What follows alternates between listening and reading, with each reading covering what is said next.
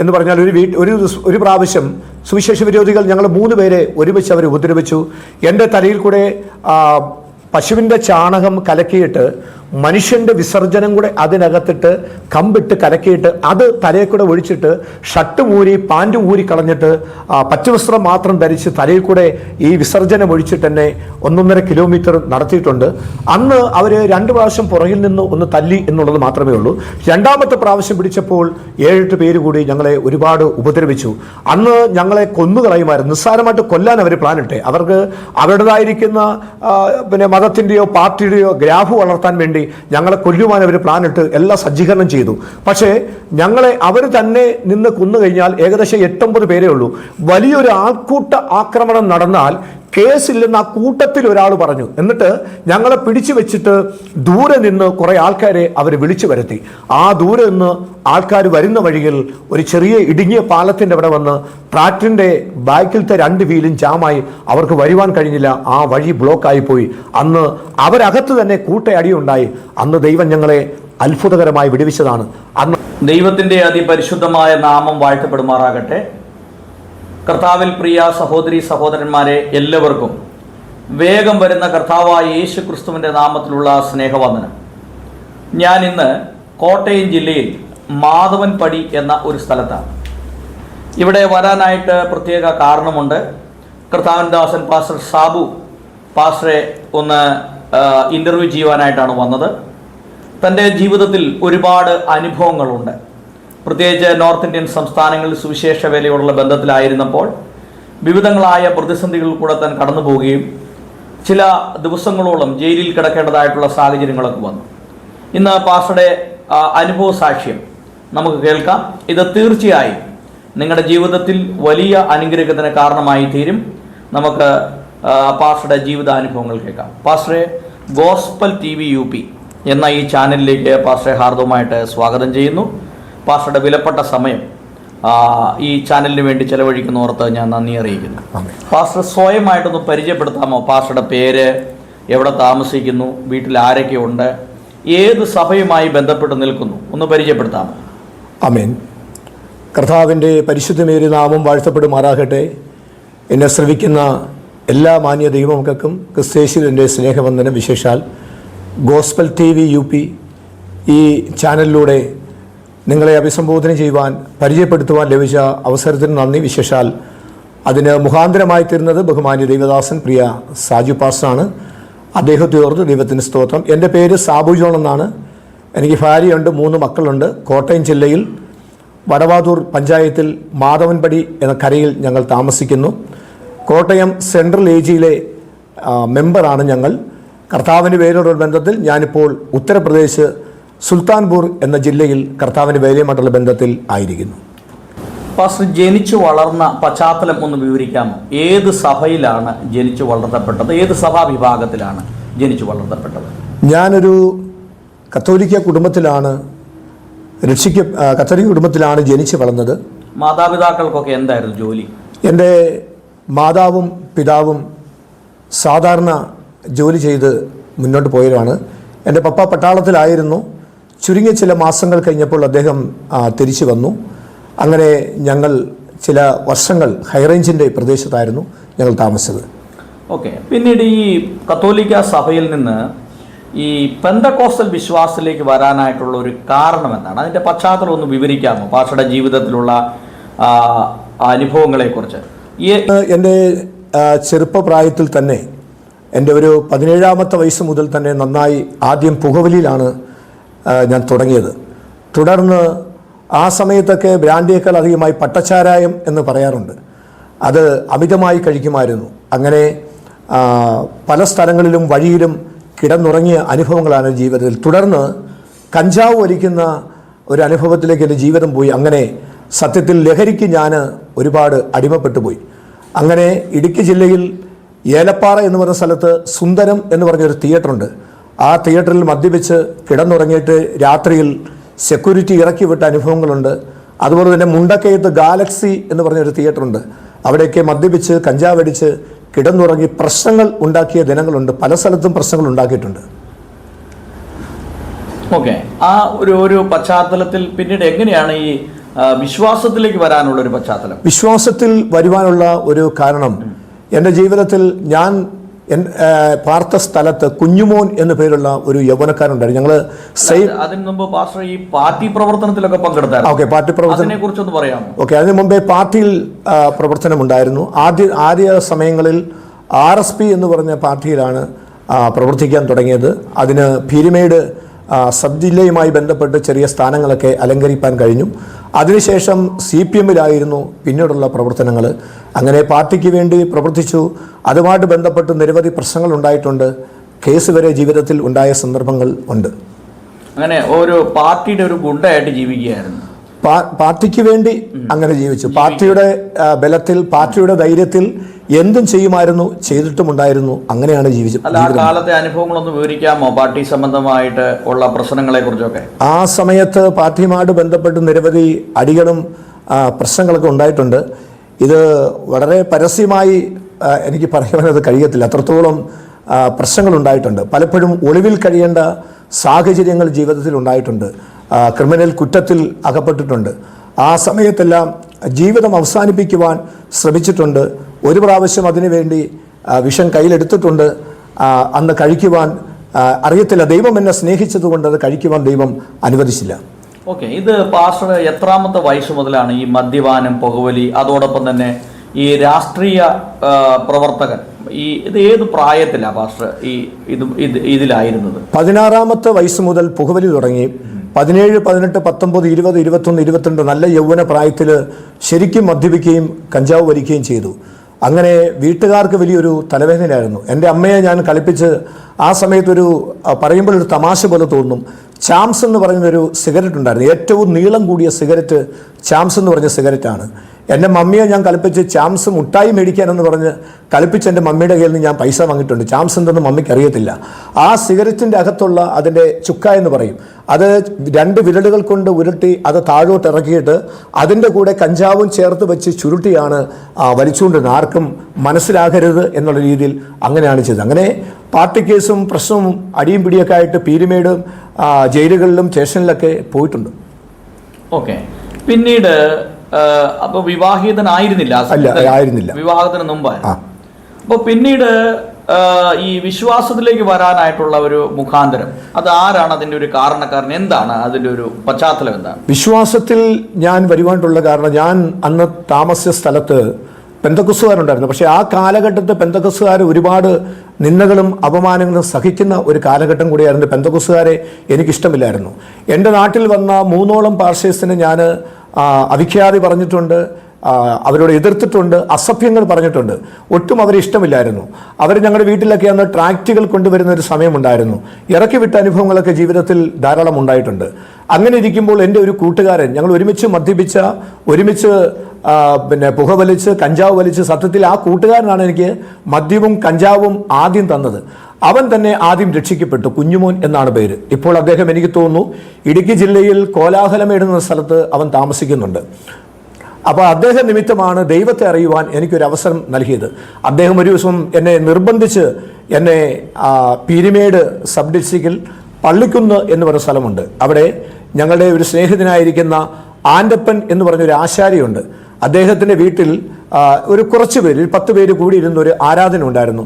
ആ ആരാധനയ്ക്കാണ് ആദ്യം എന്നെ വിളിച്ചുകൊണ്ട് പോകുന്നത്. അന്ന് ജോസഫ് എന്നു പേരുള്ള ഒരു പാസ്റ്ററുടെ പ്രസംഗം എന്നെ കണ്ടമാനം എൻ്റെ ജീവിതത്തെ പിടിച്ച് കുലുക്കി. ഞാൻ അതിന് 2 ദിവസം മുമ്പ് കണ്ട ചില സ്വപ്നങ്ങൾ എനിക്കന്ന് അവിടെ യാഥാർത്ഥ്യമായതുപോലെ തോന്നി. ഞാനിങ്ങനെ മദ്യപിച്ച് വഴിയിൽ കിടക്കുന്നതായിട്ടും കഞ്ചാവടിച്ച് കിടക്കുന്ന എൻ്റെ പഴയകാല രാഷ്ട്രീയ എതിരാളികൾ വന്ന് കൊല്ലുന്നതുമായ ഒരു സ്വപ്നം ഞാൻ കണ്ടപ്പോൾ ഒരു വേദപുസ്തകം വിടർത്തി ഒരാൾ എൻ്റെ മുമ്പിൽ നിന്ന് പ്രസംഗിച്ച് എൻ്റെ തലയിൽ കൈവച്ച് പ്രാർത്ഥിക്കുന്നത് ഞാൻ കണ്ടു. അത് ഒരാഴ്ചയ്ക്ക് ശേഷം എൻ്റെ ജീവിതത്തിൽ അത് കണ്ടു കഴിഞ്ഞപ്പോൾ എനിക്ക് വലിയൊരു വിശ്വാസമുണ്ടായി. ദൈവമുണ്ടെന്ന് ഞാനന്ന് മനസ്സിലാക്കി. അപ്പോൾ പിന്നീട് രക്ഷയുടെ അനുഭവത്തിലേക്ക് കടന്നു വന്നു. അപ്പോൾ പാസ്റ്റർ ഒരു കത്തോലിക്ക വിശ്വാസിയായ പാസ്റ്റർ ഈ പെന്തക്കോസ്റ്റൽ വിശ്വാസത്തിലേക്ക് വന്നതോടുകൂടി ഭവനത്തിൽ എന്തെങ്കിലും ബുദ്ധിമുട്ടുകൾ ഉണ്ടായോ? ഭവനത്തിൽ ഒരുപാട് ബുദ്ധിമുട്ടുണ്ടായിട്ടുണ്ട്. സ്വന്തക്കാരുടെയും ബന്ധുക്കാരുടെയും ഒരു പറഞ്ഞറിയിക്കുവാൻ, ഈ ഒരു യൂട്യൂബ് ചാനൽ വഴിയെ പറഞ്ഞറിയിക്കാവുന്നതിൽ അപ്പുറമായ നിന്ദകളും അപമാനങ്ങളും ഉപദ്രവങ്ങൾ വരെ ഞാൻ കുടുംബത്തിൽ നിന്ന് സഹിച്ചിട്ടുണ്ട്. ഒരുപാട് സഹിക്കേണ്ട സാഹചര്യങ്ങൾ എൻ്റെ ജീവിതത്തിലുണ്ടായി. എൻ്റെ മാതാപിതാക്കളെക്കാൾ സഹോദരങ്ങളെക്കാൾ അവരുടെ നിന്ദകൾ സഹിക്കാം. അതിലപ്പുറമായി ബന്ധുക്കളിൽ നിന്നുണ്ടായ തിക്താനുഭവങ്ങൾ വിവരിക്കാവുന്നതിലും അപ്പുറമാണ്. ഒരുപാട് അപമാനങ്ങൾ ഞാൻ സഹിച്ചു. അവരുടെയൊക്കെ വീടിൻ്റെ പരിസരത്തൂടെ പോകുമ്പോൾ ഒരു പ്രത്യേക തലത്തിൽ ബൈബിളിൽ അവർ പറയുന്നത് കിത്താബ് എന്നാണ് പറഞ്ഞത്. ദൈവൊരുത്തൻ കിത്താവുമായി ഇറങ്ങിയിരിക്കുന്നു, കുടുംബത്തിന് അപമാനം വരുത്തുവാൻ എന്നുള്ള നിലയിൽ കൂടെ പോലും ഒരുപാട് എന്നെ നിന്ദിച്ച അനുഭവങ്ങൾ എൻ്റെ ജീവിതത്തിൽ ഉണ്ടായിട്ടുണ്ട്. എൻ്റെ അമ്മയുടെ കുടുംബ വീട് പൊൻകുന്നത്താണ്. പൊൻകുന്നം പുതുപ്പറമ്പിൽ ആണ് എൻ്റെ മമ്മിയുടെ വീട്ടുകാർ. അവിടെ ഒന്ന് പേര് കേട്ട റോമൻ കത്തോലിക്ക കുടുംബമാണ്. അമ്മയുടെ കുടുംബത്തിൽ നിന്ന് ഒരുപാട് പ്രയാസങ്ങൾ സംഭവിച്ചു. അവർ എന്നെ ഒരു പുരോഹിതനായി കാണുവാനൊക്കെ ഒരുപാട് ആഗ്രഹിച്ചതാണ്. പക്ഷെങ്കിൽ എൻ്റെ ജീവിതം അതുമായിട്ട് ബന്ധപ്പെട്ട് പോയില്ല. ഞാൻ രക്ഷയെ അറിഞ്ഞതുകൊണ്ട് മമ്മിയുടെ കുടുംബത്തിൽ ഒരു വിവാഹമോ ഒരു നല്ല കാര്യമോ നടന്നാൽ കയറ്റാറായി. അത്രത്തോളം അനുഭവങ്ങൾ ജീവിതത്തിൽ ഉണ്ടായിട്ടുണ്ട്. ഒന്ന് രണ്ട് അനുഭവങ്ങൾ ഒന്നുകൂടെ ഒന്ന് ഈ കത്തോലിക്ക അതുപോലുള്ള സഭകളിൽ നിന്ന് വരുന്നവർക്ക് അവർക്കൊരു ഉത്തേജനത്തിന് വേണ്ടി ഒന്ന് രണ്ട് അനുഭവങ്ങൾ ഒന്ന് ഷെയർ ചെയ്യാൻ പറ്റുന്നതാണെങ്കിൽ ഒന്ന് പങ്കുവെക്കുക. ഷെയർ ചെയ്യാൻ പറ്റുന്ന അനുഭവം എന്ന് പറയുകയാണെങ്കിൽ, കത്തോലിക്ക കുടുംബത്തിൽ ജനിച്ചു വരുന്ന എൻ്റെ പിതാവിൻ്റെ കുടുംബത്തെക്കാൾ അപ്പുറമായി മാതാവിൻ്റെ കുടുംബത്തിൽ നിന്നാണ് ഏറ്റവും വലിയ പ്രശ്നമുണ്ടായത്. കാരണം അവർ പാരമ്പര്യത്തിൽ ഏറ്റവും അധികം മുറുകെ പിടിച്ചവരാണ്. അവരുടെ കുടുംബത്തിലൊരു വിവാഹമുണ്ടായാൽ, ഒരു നല്ല കാര്യം നടന്നാൽ അവർ പറയത്തില്ലായിരുന്നു. മാത്രമല്ല ഒരു തെറ്റും ചെയ്യാത്ത നമ്മളെ ഒരു വലിയ വൈരാഗി കാണുന്ന പോലെയാണ് നമ്മളെ കാണുന്നത്. ആ സന്ദർഭത്തിൽ മമ്മിയുടെ കുടുംബത്തിലുള്ള ചില ആൾക്കാർ വളരെ ദേഷ്യമായി, കോപത്തോടെ, വൈരാഗ്യപരമായി ഫോൺ വിളിച്ച് സംസാരിച്ച ഒരു സമയം പോലും ഉണ്ട്. കാരണം ആ കാലഘട്ടങ്ങളിൽ പെന്തക്കോസ്തിലെ വളർച്ച വളരെ വിരളമാണ്. ഈ ഒരു 20 വർഷത്തിനിടയ്ക്കാണ് പെന്തക്കോസ്ത് ലോകമെമ്പാടും ഇത്ര അധികം വളർന്നത്. അന്നത്തെ അനുഭവങ്ങൾ ഒരു ചാനലിന് മുമ്പിൽ നിന്ന് പറയാൻ പറ്റത്തില്ല, അത്രത്തോളം പ്രയാസമുണ്ടായിട്ടുണ്ട്. അമ്മയുടെ കുടുംബം വലിയ കുടുംബമായതുകൊണ്ട് ഞാനിത് പറയുമ്പോൾ, പേരെടുത്ത് പറയുമ്പോൾ ഒരു പക്ഷെങ്കിൽ അവർക്കൊരു ഭാരമുണ്ടാകും. അതുകൊണ്ട് ഞാൻ ആ ഭാഗം കൺക്ലൂഡ് ചെയ്യുകയാണ്. ഓക്കെ. പിന്നീട് പാസ്റ്റർ ഈ വിശ്വാസത്തിലേക്ക് വന്നു, രക്ഷിക്കപ്പെട്ടു. സ്നാനപ്പെട്ടത് രക്ഷിക്കപ്പെട്ടതിന് ശേഷം എത്ര നാൾ കഴിഞ്ഞാൽ? രക്ഷിക്കപ്പെട്ട് 1 വർഷം കഴിഞ്ഞപ്പോഴാണ് ഞാൻ സ്നാനപ്പെട്ടത്. ഓക്കെ. അപ്പോൾ ഈ രക്ഷയുടെ അനുഭവത്തിലേക്ക് വന്നതിന് ശേഷം പാസ്റ്ററുടെ ആ പഴയ അനുഭവമായിട്ടൊന്ന് താരതമ്യം ചെയ്ത് നോക്കിക്കഴിഞ്ഞപ്പോൾ എന്തൊക്കെ വ്യത്യാസങ്ങളാണ് പാസ്റ്ററുടെ ജീവിതത്തിൽ പാസ്റ്റർക്ക് കാണാൻ കഴിഞ്ഞത്? ഒന്നാമത്തെ കാര്യമെന്ന് പറയുന്നത്, ഞാൻ കേരള സ്റ്റേറ്റ് ഇലക്ട്രിസിറ്റി ബോർഡിൽ പീരുമേട് താലൂക്കിൽ പോത്തുപാറ എന്ന് പറയുന്ന സ്ഥലമുണ്ട്. അവിടെ നിരവധി കോൺട്രാക്റ്റുമാരുടെ കൂടെ 11 kVയുടെയും LT ലൈനിൻ്റെയും ട്രാൻസ്ഫോമറിൻ്റെ ഓയിൽ മാറ്റാൻ അങ്ങനെ KCB ആയിട്ട് ബന്ധപ്പെട്ട വർക്കുകളാണ് ചെയ്തത്. രാത്രിയുടെ സമയത്തിലാണ് ഞാൻ പലപ്പോഴും വീട്ടിലേക്ക് വന്നുകൊണ്ടിരുന്നത്. രാത്രിയിലാണ് വീട്ടിലേക്ക് വരുന്നത്. അപ്പം ഈ രക്ഷയുടെ അനുഭവത്തിലേക്ക് വന്നതിന് ശേഷം പകൽ സമയങ്ങൾ ഞാൻ വീട്ടിൽ വരാറില്ലായിരുന്നു. കാരണം മറ്റുള്ളവരുടെ നിന്ന കുറെ ഒഴിവാക്കാം, അപമാനങ്ങൾ കുറെ ഒഴിവാക്കാൻ വേണ്ടി പണികൾ തീർന്നാലും ഞാൻ ഒരുപാട് രാത്രി ആയിട്ടാണ് വീട്ടിലേക്ക് വരുന്നത്. കാരണം പഴയ കൂട്ടുകാരെ ഒന്നും കാണണ്ടല്ലോ, ഒരു നിന്ന കേൾക്കണ്ടല്ലോ എന്നുള്ള ആ ഒരു വിഷമത്തിൽ ഞാൻ പലപ്പോഴും ജോലി കഴിഞ്ഞ് നന്നേ രാത്രിയായിട്ടാണ് ഞാൻ വീട്ടിലേക്ക് എത്താറ് പതിവ്. ഓക്കെ. അപ്പം അതിൻ്റെ വ്യത്യാസങ്ങൾ, അപ്പോൾ പഴയ ഒരവസ്ഥ എന്ന് പറഞ്ഞാൽ എപ്പോഴും നിരാശയും സങ്കടവും ആത്മഹത്യ ചെയ്യാനുള്ള പ്രവണതയും ഇതൊക്കെ ആയിരുന്നല്ലോ. പുതിയ അനുഭവത്തിലേക്ക് വന്നപ്പോൾ ഒരു വ്യത്യാസം പാസ്റ്റർക്ക് എന്തൊക്കെയാണ് കാണുന്നത്? എൻ്റെ ജീവിതത്തിൽ വന്ന വ്യത്യാസം എന്ന് പറയുന്നത് പറഞ്ഞറിയിക്കുന്നതിലും അതിശ്രേഷ്ഠമാണ്. കാരണം എൻ്റെ കർത്താവിനെ കണ്ടുമുട്ടുവാൻ താമസിച്ചല്ലോ എന്നുള്ള വേദനയാണ് എനിക്ക് ആദ്യമുണ്ടായ വേദന. ഞാൻ മദ്യപിച്ചെന്നോ പുകവലിച്ചെന്നോ അല്ലെങ്കിൽ കഞ്ചാവ് വലിച്ചെന്നോ ദോഷകരമായി രാഷ്ട്രീയപരമായി രാഷ്ട്രീയക്കാർക്ക് വേണ്ടി കമ്പും തടിയെടുത്തുകൊണ്ട് ഓടിയ ദുഃഖത്തേക്കാൾ അപ്പുറമായി എൻ്റെ ജീവിതത്തിൽ ആദ്യം വന്ന ദുഃഖം ഇത്ര വലിയ സ്നേഹത്തെ രുചിച്ചറിയുവാൻ താമസിച്ചല്ലോ എന്നുള്ള വേദനയാണ് എൻ്റെ ജീവിതത്തിൽ ആദ്യമുണ്ടായത്. യേശുവിനോട് ഞാൻ ചേർന്ന് നിന്നപ്പോൾ മറ്റുള്ളവരെല്ലാം മാറിപ്പോയി. പക്ഷേ യേശുവിനോട് ചേർന്ന് നിന്നപ്പോൾ എന്നെ നിന്ദിച്ച, പരിഹസിച്ച, എന്നെ പല പേരിൽ അപമാനിച്ച എൻ്റെ സ്വന്തക്കാർക്കും ബന്ധുക്കാർക്കും സ്നേഹിതന്മാർക്ക് ലഭിക്കാത്ത സ്വർഗീയ ഭാഗ്യം കർത്താവ് എൻ്റെ ഹൃദയത്തിൽ തന്നു. ഒറ്റ വാക്കിൽ പറഞ്ഞാൽ സകല ബുദ്ധിയും കവിയുന്ന ദൈവിക സമാധാനം കർത്താവിൻ്റെ ജീവിതത്തിൽ തന്നു. ഞാൻ രക്ഷയിലേക്ക് വന്നതിന് ശേഷം സുവിശേഷം പറഞ്ഞ എൻ്റെ ഒരു സ്നേഹിതനുണ്ട്. അദ്ദേഹത്തിൻ്റെ പേര് ഞാൻ സൂചിപ്പിക്കുന്നില്ല. പക്ഷേ ഞാൻ പറഞ്ഞ സുവിശേഷം അദ്ദേഹം കേട്ടിട്ട് ഒരുപാട് എന്നെ നിന്ദിക്കുകയും പരിഹസിക്കുകയും അദ്ദേഹത്തിൻ്റെ മറ്റൊരു സഹോദരനോട് ഈ കാര്യം പറഞ്ഞ് എന്നെ കയ്യേറ്റം ചെയ്യാൻ വരെ ശ്രമിച്ചിട്ടുണ്ട്. വളരെ ഖേദമെന്ന് പറയട്ടെ, സുവിശേഷം അറിയിച്ചതിൻ്റെ 17ാമത്തെ ദിവസം അദ്ദേഹം ഏറ്റവും മാരകമായ, അന്ന് തേയിലത്തോട്ടങ്ങളിൽ ചെടിക്കടിക്കുന്ന ഗ്രാമസോൺ എന്ന് പറയുന്ന ഒരു ഏറ്റവും വലിയ പോയിസൺ ഉണ്ട്. ആ പോയിസൺ അടിച്ച് അദ്ദേഹം മരിച്ചുപോയി. അദ്ദേഹത്തെ ഹോസ്പിറ്റലിൽ കൊണ്ടുവന്നത്, കോട്ടയം മെഡിക്കൽ കോളേജിൽ കൊണ്ടുവന്നതും ഞാനാണ്. അതുപോലെ എൻ്റെ മറ്റൊരു സ്നേഹിതൻ, പേര് വെളിപ്പെടുത്താൻ ആഗ്രഹിക്കുന്നില്ല, എൻ്റെ സെയിം പ്രായമാണ്. അദ്ദേഹം ഈ കഴിഞ്ഞ 3 മാസം മുമ്പ് അദ്ദേഹം ആത്മഹത്യ ചെയ്തു. ഞാൻ സുവിശേഷം പറഞ്ഞതാണ്. അങ്ങനെ സുവിശേഷം എൻ്റെ ജീവിതത്തിൽ വന്ന മാറ്റമാണ്. എൻ്റെ കൂട്ടുകാർക്ക് യേശു നല്ലവനാണ്, യേശു വലിയവനാണ്, യേശുവിൽ കൂടി ലഭിക്കുന്ന രക്ഷയാണ് ഏറ്റവും വലുത്, പാരമ്പര്യമല്ല വലുത്, ആചാരങ്ങളും അനുഷ്ഠാനങ്ങളും കർമ്മകാണ്ഡങ്ങളും അല്ല വലുത്, ദൈവമാണ് വലുതെന്ന് അവരോട് പറഞ്ഞു. പക്ഷേ അവർ കൈക്കൊണ്ടില്ല. എൻ്റെ സ്നേഹിതന്മാർ നഷ്ടമായതിൽ എനിക്കിപ്പോഴും അഗാധമായ ദുഃഖമുണ്ട്. രക്ഷയുടെ അനുഭവത്തിലേക്ക് വന്നതിന് ശേഷം സ്നാനപ്പെട്ടു, പിന്നെ എനിക്കൊരു സുവിശേഷകനാകണം, അല്ലെങ്കിൽ ഒരു പാസ്റ്റർ ആകണം എന്നൊരു തീരുമാനം വരാനുള്ള കാരണം എന്താണ്? അതിനെന്തെങ്കിലും ഒരു പ്രത്യേക കോളിംഗ് ഉണ്ടായോ? ദൈവം പരിശുദ്ധാത്മാവ് വാസോട് ഏത് രീതിയിലാണ് ഇടപെട്ടത്? പ്രസംഗം കേൾക്കുകയാണോ അതോ വചനം വായിക്കുകയാണോ ചെയ്തത്? എന്താണ് എനിക്കൊരു സുവിശേഷകനാകണം, ഒരു പാസ്റ്റർ ആകണം എന്നുള്ള താല്പര്യം വരാനുള്ള കാരണം എന്താണ്? അതിന് ആരംഭം പറയുകയാണെങ്കിൽ എൻ്റെ അമ്മയാണ്. എൻ്റെ അമ്മ എന്നെ ഒരു പുരോഹിതനാക്കണമെന്ന് പല പ്രാവശ്യം ആഗ്രഹിച്ചിട്ടുണ്ട്, എന്നോട് സംസാരിച്ചിട്ടുണ്ട്.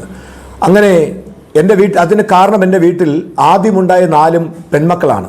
അതിനുശേഷം ഒരു ആൺകുഞ്ഞ് ജനിച്ചു കഴിഞ്ഞ് 3 മാസമായപ്പോൾ ആ ആൺകുഞ്ഞ് മരിച്ചുപോയി. എൻ്റെ മമ്മിക്ക് അഗാധമായ ദുഃഖമായി. അതിനുശേഷം മമ്മിയുടെ ഒരു നേർച്ചയായിരുന്നു, എനിക്കൊരു ആൺകുഞ്ഞിനെ കിട്ടിക്കഴിഞ്ഞാൽ അവന് ഞാൻ ദൈവത്തിന് അടിമ വെക്കുമെന്നും സുവിശേഷകനാക്കുമെന്നും മമ്മി ഒരു നേർച്ച നേർന്നായിരുന്നു. അതിനുശേഷം നമ്മുടെ മണർകാട് പള്ളി, അരീത്തറപ്പള്ളി, മലയാറ്റൂർ പള്ളി ഉൾപ്പെടെയുള്ള പള്ളികളിലെല്ലാം എൻ്റെ അമ്മ വെള്ളിയുടെ ആൽരൂപം, 10 വീടുകൾ പിച്ചയെടുത്ത് ലഭിക്കുന്ന പണങ്ങൾ, അതുപോലെ പല നേർച്ച വസ്തുക്കളുമായി എന്നെ കൊണ്ടുപോകുമായിരുന്നു.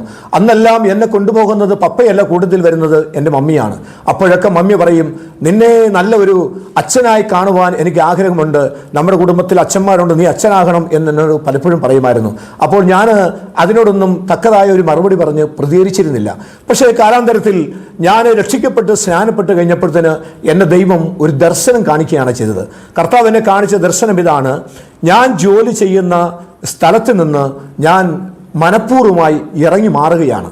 ഞാൻ ഇറങ്ങി മാറുന്ന ആ സമയത്ത് ഞാൻ കണ്ടൊരു ദർശനം, ഒരു വലിയ പ്രകാശത്തിൽ ഒരു ദൂതൻ വന്ന് എന്നോട് പറയുന്നു, നിന്റെ 2 കയ്യിലുമുള്ള ജോലി ചെയ്യുന്ന ആയുധങ്ങൾ താത്തു വെച്ചിട്ട് നീ ഈ പുസ്തകം എടുത്തുകൊണ്ട് ഇറങ്ങാൻ പറഞ്ഞു.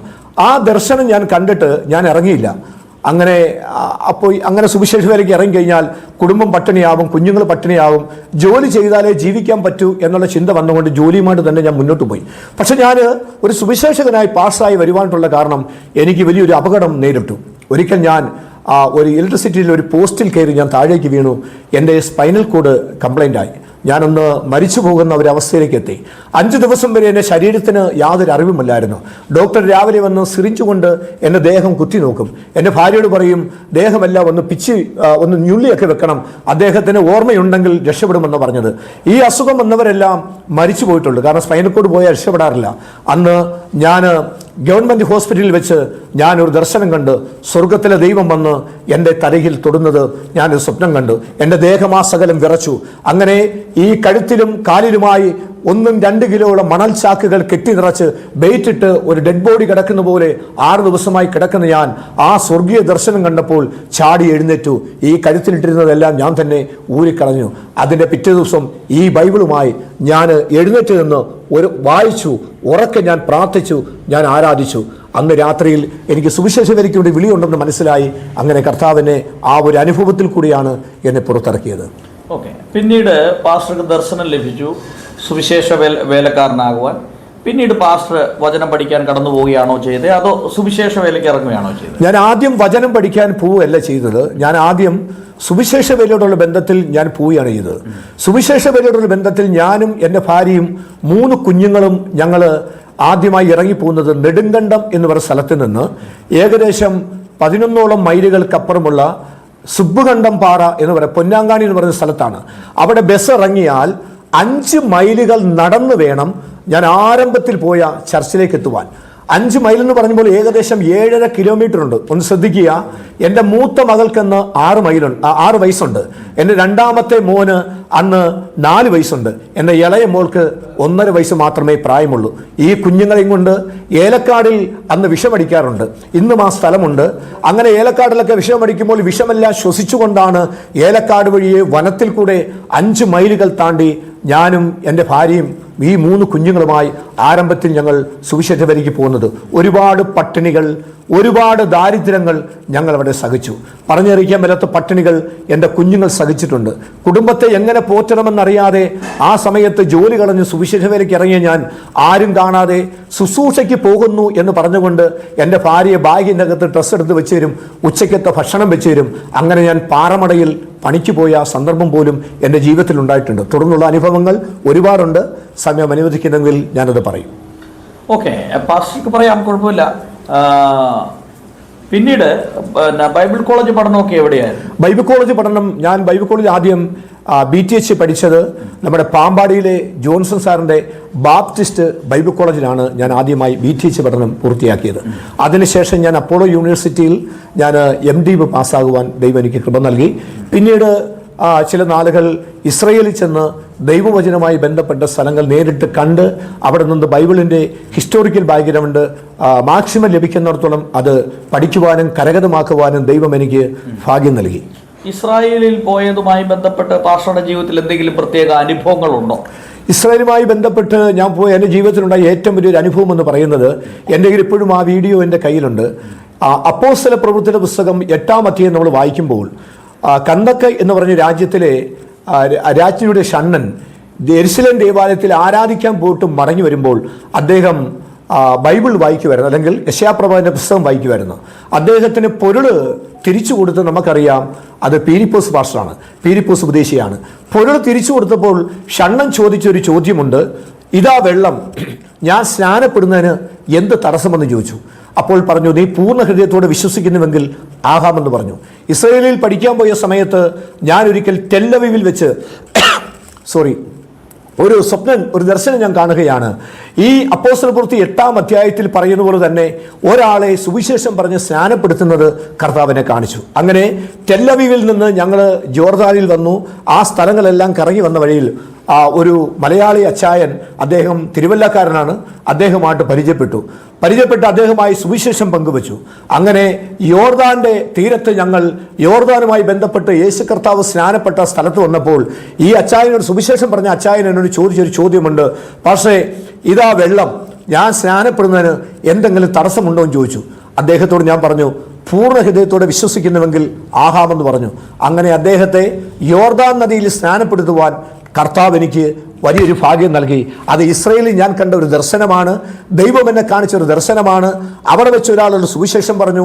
ഞാൻ കണ്ടതും കേട്ടതും പഠിച്ചതും മറ്റൊരു വ്യക്തിയുമായി ഷെയർ ചെയ്തപ്പോൾ അവരെ ജലത്തിൽ സ്നാനത്തിലേക്ക് ഇറക്കുവാൻ ദൈവം എനിക്ക് കൃപ നൽകി. അത് വലിയൊരു അനുഭവം തന്നെയാണ്. ഓക്കെ, പാസ്റ്റർ, ഈ സുവിശേഷ വേലയിൽ ഒരുപാട് പട്ടിണി, ദുഃഖം ഒക്കെ അനുഭവിച്ചിട്ടുണ്ടെന്ന് പറഞ്ഞു. അതിൽ മറക്കാനാവാത്ത 1-2 കാര്യങ്ങൾ നമ്മുടെ പ്രേക്ഷകരുടെ ഒരു ആത്മീക ഉത്തേജനത്തിനും ബലത്തിനും വേണ്ടി 1-2 കാര്യങ്ങളൊന്ന് പറയാം. ഞാൻ ഏറ്റവും കൂടുതൽ ദാരിദ്ര്യവും പട്ടിണിയും പ്രയാസവും അനുഭവിച്ച സന്ദർഭത്തിൽ ഒരിക്കൽ കർത്താവിനെ ആദ്യമായി തൃശ്ശൂർ ജില്ലയിൽ പാറയംപാടം എന്ന് പറയുന്ന സ്ഥലത്ത്, അന്ന് തൃശ്ശൂർ ജില്ലയിൽ ഏറ്റവും ശക്തനായ കരുത്തനായ ഒരു ശുശ്രൂഷകനുണ്ട്, പേര് കുര്യാക്കോസ് എന്ന് പറഞ്ഞൊരു പാസ്റ്ററാണ്. മണ്ണുത്തി എന്ന് പറഞ്ഞ സ്ഥലത്താണ് അദ്ദേഹത്തിൻ്റെ ചർച്ച്. ആ ചർച്ചിലെ ഒരു കർത്തദാസൻ ആദ്യമായി എന്നെ പാറാമ്പുഴ എന്ന് പറയുന്ന സ്ഥലത്ത്, കുന്നംകുളത്തിനടുത്ത് ഒരു കൺവെൻഷന് എന്നെ പ്രസംഗിക്കാൻ വിളിച്ചു. എൻ്റെ ആദ്യത്തെ സുവിശേഷ മഹായോഗമാണത്. അന്ന് അവിടെ പ്രസംഗിച്ചപ്പോൾ താഴെ നിന്ന ചെമുട്ടുകാരും ആ പട്ടണത്തിലെ വ്യാപാരികളും ഈ ശക്തമേറിയ പ്രസംഗം കേട്ട് അവർ മുകളിലേക്ക് കയറി വന്നു. അവിടെ കയറി വന്നു ഭയങ്കര അത്ഭുതകരമായ ശുശ്രൂഷ അന്നവിടെ ചെയ്തിരുന്നു. ഏകദേശം 50-ലധികം വരുന്ന ആൾക്കാർ അന്നവിടെ രക്ഷിക്കപ്പെടുവാനിടയായി. നിരവധി അത്ഭുതങ്ങൾ, ഒരുപാട് ഭൂതങ്ങൾ അലറിയോടി, നിരവധി രോഗികൾ സൗഖ്യമായി. എന്നെ ശുശ്രൂഷയിൽ ദൈവം ഉപയോഗിക്കുന്ന പ്രാരംഭഘട്ടം അതാണ്. അതിനുശേഷം പല സ്ഥലങ്ങളിലും ദൈവം എന്നെ ധാരാളം കർത്താവിനെ ഉപയോഗിക്കാൻ തുടങ്ങി. അങ്ങനെ ഉപയോഗിച്ചുകൊണ്ടിരിക്കുന്ന സമയത്ത് ഞാൻ ഇടുക്കി ജില്ലയിൽ അണക്കര എന്ന് പറയുന്ന സ്ഥലത്ത് വന്ന് അവിടെ സുവിശേഷ വേലയുമായി ബന്ധപ്പെട്ട് മുന്നോട്ട് പോയി. അന്ന് അവിടെ എനിക്കുണ്ടായ വലിയൊരു അപമാനം, വലിയൊരു നിന്ന എനിക്കൊരിക്കലും സഹിക്കാൻ പറ്റത്തില്ല. അത് എനിക്ക് തുറന്നു പറയുവാൻ വലിയൊരു ആഗ്രഹവും ഉണ്ട്. ഓക്കെ, ആ ഒരു സംഭവം എന്ന് പറയുന്നത്, ഞാൻ അണക്കരയിൽ വന്ന് ശുശ്രൂഷ ചെയ്യുന്ന സമയത്ത് ഞങ്ങൾക്ക് സ്വന്തമായി വീടില്ല. അന്ന് ഞങ്ങൾ വാടക വീട്ടിലാണ് ഞങ്ങൾ താമസിക്കുന്നത്. അപ്പോൾ അവിടെ വലിയ പറമ്പിൽ എന്ന് പറഞ്ഞൊരു വീട്ടുകാരുണ്ട്. അവിടെ വി സി തങ്കപ്പൻ എന്ന് പറഞ്ഞൊരു പഞ്ചായത്ത് മെമ്പറുണ്ട്. ഒരു നല്ല മനുഷ്യനാണ്, മാന്യനായ മനുഷ്യനാണ്. അദ്ദേഹം രക്ഷിക്കപ്പെട്ടയാളല്ല. എന്നാൽ അദ്ദേഹത്തിൻ്റെ അമ്മ രക്ഷിക്കപ്പെട്ട് ദൈവകൃപയിൽ നിൽക്കുന്ന ഒരു അമ്മച്ചിയാണ്. ആ അമ്മച്ചിയുടെ രണ്ടാമത്തെ മകൻ്റെ പേര് രാജു എന്നാണ്. ആ സഹോദരൻ തൻ്റെ വീട്ടിൽ ഞങ്ങൾക്ക് സൗജന്യമായി താമസിക്കുവാൻ അനുവാദം തന്നു. പക്ഷേ വീടിന് ജനലില്ല, കതകില്ല, തറയിൽ മണ്ണാണ്. എൻ്റെ ഭാര്യയ്ക്ക് ആ പാടെ എനിക്കെന്ന് തോന്നുന്നു 4 സാരി എങ്ങാനുണ്ട്. അതിലൊരു സാരി മുറിച്ച് വാതിലിൽ കത്തനായിട്ട്, ജനലിലും കത്തനായിട്ട് എൻ്റെ 3 കുഞ്ഞുങ്ങളുമായി ഞങ്ങളിവിടെ കിടക്കുകയാണ്. ഞങ്ങളവിടെ കിടക്കാൻ ചെല്ലുന്ന അന്ന് അതിൻ്റെ തലേദിവസം വരെ ആ മുറിക്കകത്ത് ആ ഭാഗത്ത് ഏതാണ്ട് 10-12 നായ്ക്കളുണ്ട്. ഈ നായ്ക്കളെല്ലാം വന്ന് ആ വീട്ടിലാണ് കിടക്കുന്നത്. നായ്ക്കളെല്ലാം ഇറങ്ങി ഓടി ഈ പൂഴിമണ്ണെല്ലാം ഞങ്ങൾ വെള്ളം തളിച്ചൊന്ന് റെഡിയാക്കിയിട്ട് അവിടെ കിടക്കുമ്പോൾ ഈ പൂഴിയിൽ നിന്ന് ഈ പട്ടിയുടെ ദേഹത്തുള്ള പേനെല്ലാം എൻ്റെ കുഞ്ഞുങ്ങളുടെ ദേഹത്ത് കയറി. അന്ന് കുഞ്ഞുങ്ങളുടെ ദേഹമെല്ലാം ചൊറിഞ്ഞ് തടിച്ച് അലർജിയായി മാറി. അപ്പോൾ ഒരാൾ ആ അമ്മച്ചി എന്നെ പറഞ്ഞു, ശകലം മണ്ണെണ്ണ പുരട്ടിയാൽ മതി, ഈ ചെള്ളെല്ലാം പുറത്തു പോകുമെന്ന് പറഞ്ഞു. അങ്ങനെ മണ്ണെണ്ണയൊക്കെ പുരട്ടി. പക്ഷേ എൻ്റെ കുഞ്ഞുങ്ങളുടെ ജീവിതത്തിൽ വലിയ അലർജി പ്രയാസങ്ങളൊക്കെ ബുദ്ധിമുട്ട് ഞങ്ങൾ അവിടെ നിന്നുണ്ടായി. അങ്ങനെ ഒത്തിരി പട്ടിണിയും ദാരിദ്ര്യവും ഞാൻ അവിടെ സഹിച്ചു. അതിന് സഹിച്ചതിന് ശേഷം എനിക്കവിടെ ഒരു 10 സെൻറ്റ് സ്ഥലം മേടിക്കുവാൻ ഞങ്ങളുടെ ഒരു സ്നേഹിതന് അന്ന് അവിടെ ഉണ്ടായിരുന്നു. അദ്ദേഹത്തിൻ്റെ പേര് ബാബു എന്നാണ്. അദ്ദേഹം മുൻകൈ എടുത്ത് എനിക്ക് അല്പം സ്ഥലം, അവിടെ 10 സെൻറ്റ് സ്ഥലം നിസ്സാര വിലയ്ക്ക് വാങ്ങിച്ചു തന്നു. അങ്ങനെ ഞങ്ങളവിടെ ഒരു ചെറിയ വീട് വെച്ചു. ഒരു മുറിയേ ഉള്ളൂ. ഒരു മുറിയും ഒരു അടുക്കളയും മാത്രമേ ഉള്ളൂ. അതിന് മേക്കൂരയില്ല. ആ മേക്കൂരയില്ലാത്ത വീടിൻ്റെ അകത്ത് ഇതുപോലെ മൺതറയാണ്. എൻ്റെ ഭാര്യ ഈ 3 കുഞ്ഞുങ്ങളെയും വിളിച്ചുകൊണ്ട് ആ മൺതറയ്ക്കകത്ത് വന്നിരുന്നുകൊണ്ട് കരഞ്ഞ് പ്രാർത്ഥിക്കും. അങ്ങനെ പ്രാർത്ഥിച്ചതിൻ്റെ ഫലമായി അവരെ തൽക്കാലമായി കുറച്ച് ഷീറ്റ്, ആസ്പെറ്റോസിൻ്റെ ഷീറ്റ് വാങ്ങിച്ചിടുവാൻ ദൈവം കൃപ നൽകി. പിന്നീടുള്ള ദിവസങ്ങളിൽ ദൈവം എന്നെ വളരെ ശക്തമായി കർത്താവിനെ ഉപയോഗിക്കാൻ തുടങ്ങി. അത് ഇടുക്കി ജില്ലകളും തൃശ്ശൂരും പാലക്കാടും എറണാകുളം എന്ന് വേണ്ട, കോട്ടയം എന്ന് വേണ്ട എല്ലാ സ്ഥലങ്ങളിലും ഒരു ശക്തമേറിയ ശുശ്രൂഷകനായി ദൈവവിനെ ഉപയോഗിച്ചു.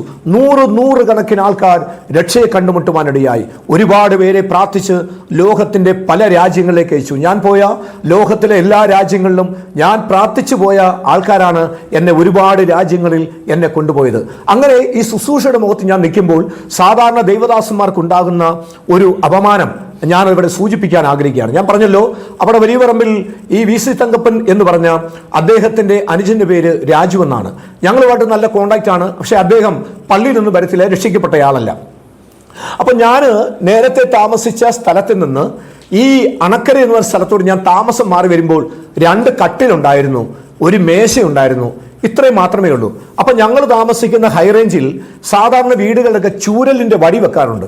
ഈ ചൂരലിൻ്റെ വടി എന്തെന്ന് ചോദിച്ചാൽ, പാമ്പുകൾ വന്നാൽ ചൂരവടിക്ക് ഒന്ന് തല്ലിയാൽ മതി, പാമ്പ് മയങ്ങി വീഴും എന്ന് പറയും. കാരണം ചുറ്റുവട്ടാരത്തിൽ തേയിലക്കാടുകളും ഏലക്കാടുകളൊക്കെ ഉള്ളത് കൊണ്ട് എല്ലാ വീടുകളിലും ഈ ചൂരലിൻ്റെ വടി ഉണ്ടായിരുന്നു.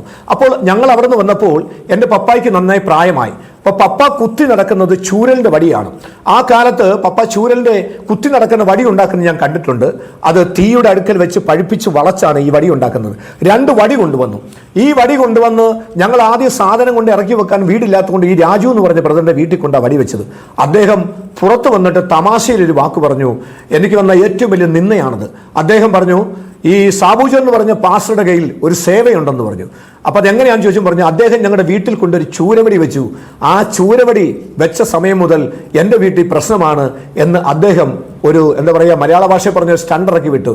അത് മറ്റുള്ള ജാതികളിൽപ്പെട്ട ആൾക്കാരല്ല, എന്നാൽ ഞാൻ തുറന്നു പറഞ്ഞതിൽ ഭാരം ഉണ്ടാകരുത് ആർക്കും.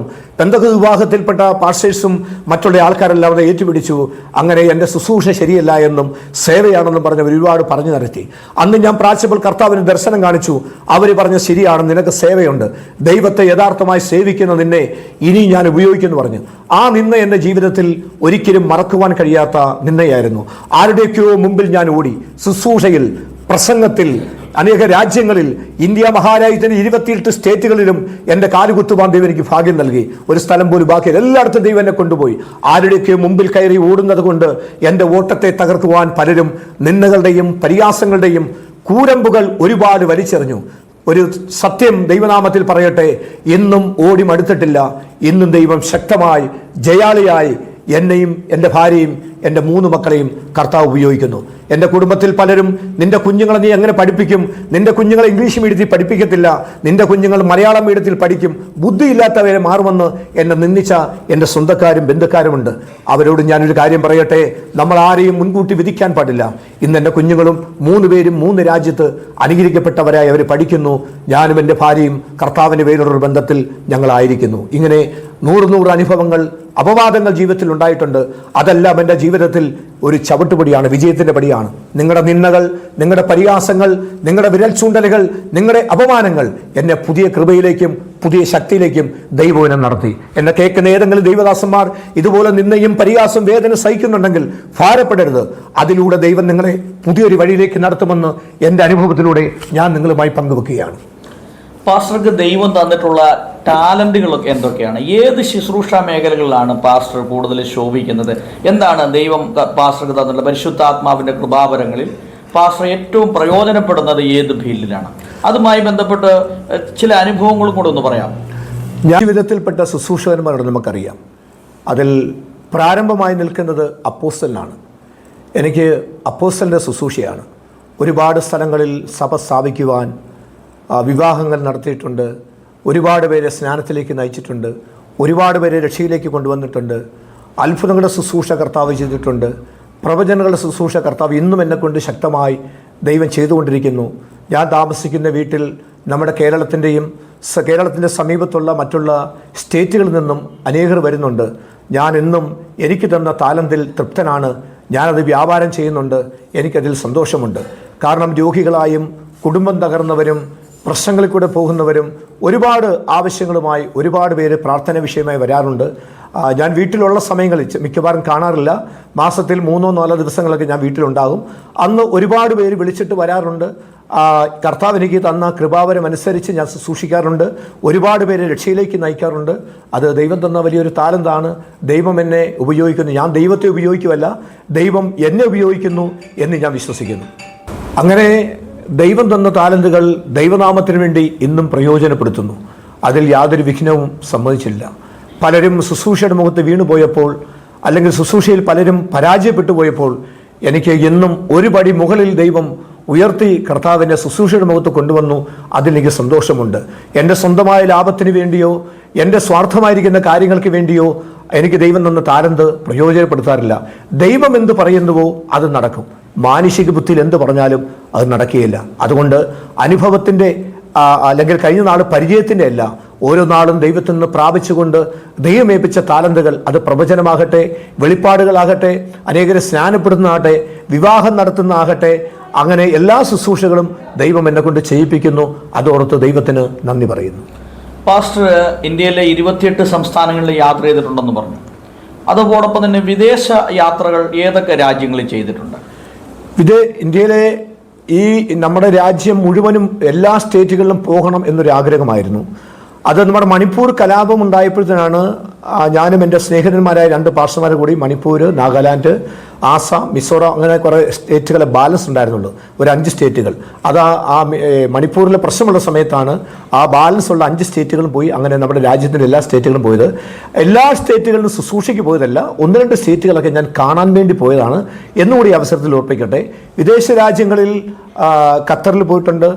അപ്പോൾ ദൈവം ഒരു ആലോചന അറിയിച്ചിട്ടുണ്ട്. സാധാരണ നമ്മുടെ ദൈവദാസന്മാരെല്ലാവരും അമേരിക്ക, അതുപോലെ തന്നെ ഇംഗ്ലണ്ട്, ദുബായ്, ഖത്തർ, സൗദി, അതുപോലെ കുവൈറ്റ്, ഇതുപോലെ സ്ഥലങ്ങളിലാണ് നമ്മുടെ സാധാരണ ദൈവദാസന്മാരെല്ലാം ശുശ്രൂഷയ്ക്ക് പോകുന്നത്. നമ്മുടെ ഈ കേരളത്തിൽ നമുക്കറിയാമല്ലോ.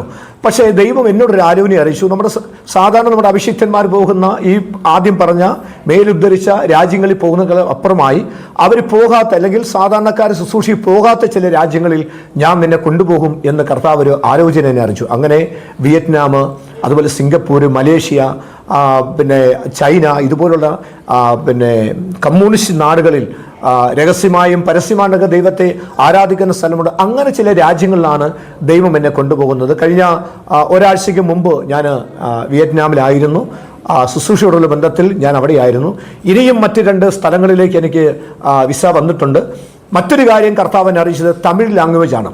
തമിഴ് ഭാഷ പഠിക്കണം, തമിഴ് ഞാൻ നിന്നെ ശക്തമായി ഉപയോഗിക്കും എന്ന് ദൈവം ഒരു ആലോചന അറിയിച്ചു.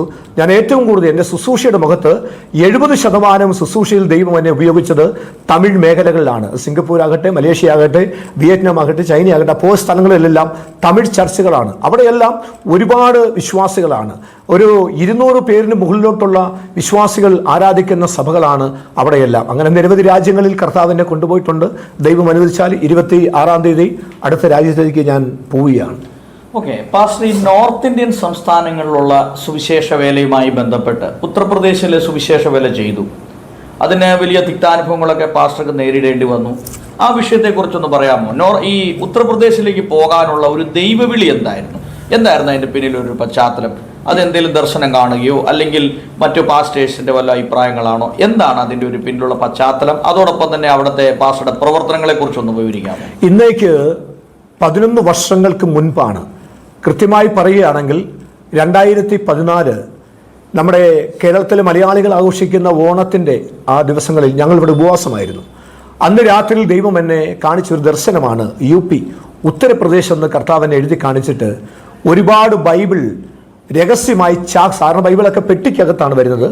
ഇത് പഴയ ചാക്കിൻ്റെ അകത്ത്, പഴയ കിറ്റ് ചാക്കിൻ്റെ അകത്ത് പുസ്തകങ്ങൾ എടുത്തു. ഞാൻ ഉത്തർപ്രദേശ് എന്നൊരു സ്ഥലത്ത് നിന്നിട്ട് പല ആൾക്കാരുടെ കയ്യിൽ കൊടുക്കുന്ന ദർശനം കർത്താവിനെ കാണിച്ചു. പക്ഷെ 14 ഞാൻ എങ്ങും പോയില്ല. 2015 ആയപ്പോൾ ദൈവാത്മാ വീണ്ടും എന്നെ ഒരു ദർശനം കാണിച്ചു. ആ ദർശനം ഇതുപോലെ നീ UPയിലേക്ക് പോകണം അല്ലെങ്കിൽ ഉത്തർപ്രദേശിലേക്ക് പോകണമെന്ന് പറഞ്ഞിട്ട് എന്നെ ഒരു ബസ് കാണിക്കുകയാണ്. ബസ്സിൻ്റെ ബോർഡ് ഉത്തർപ്രദേശ് എന്നാണ് കാണുന്നത്.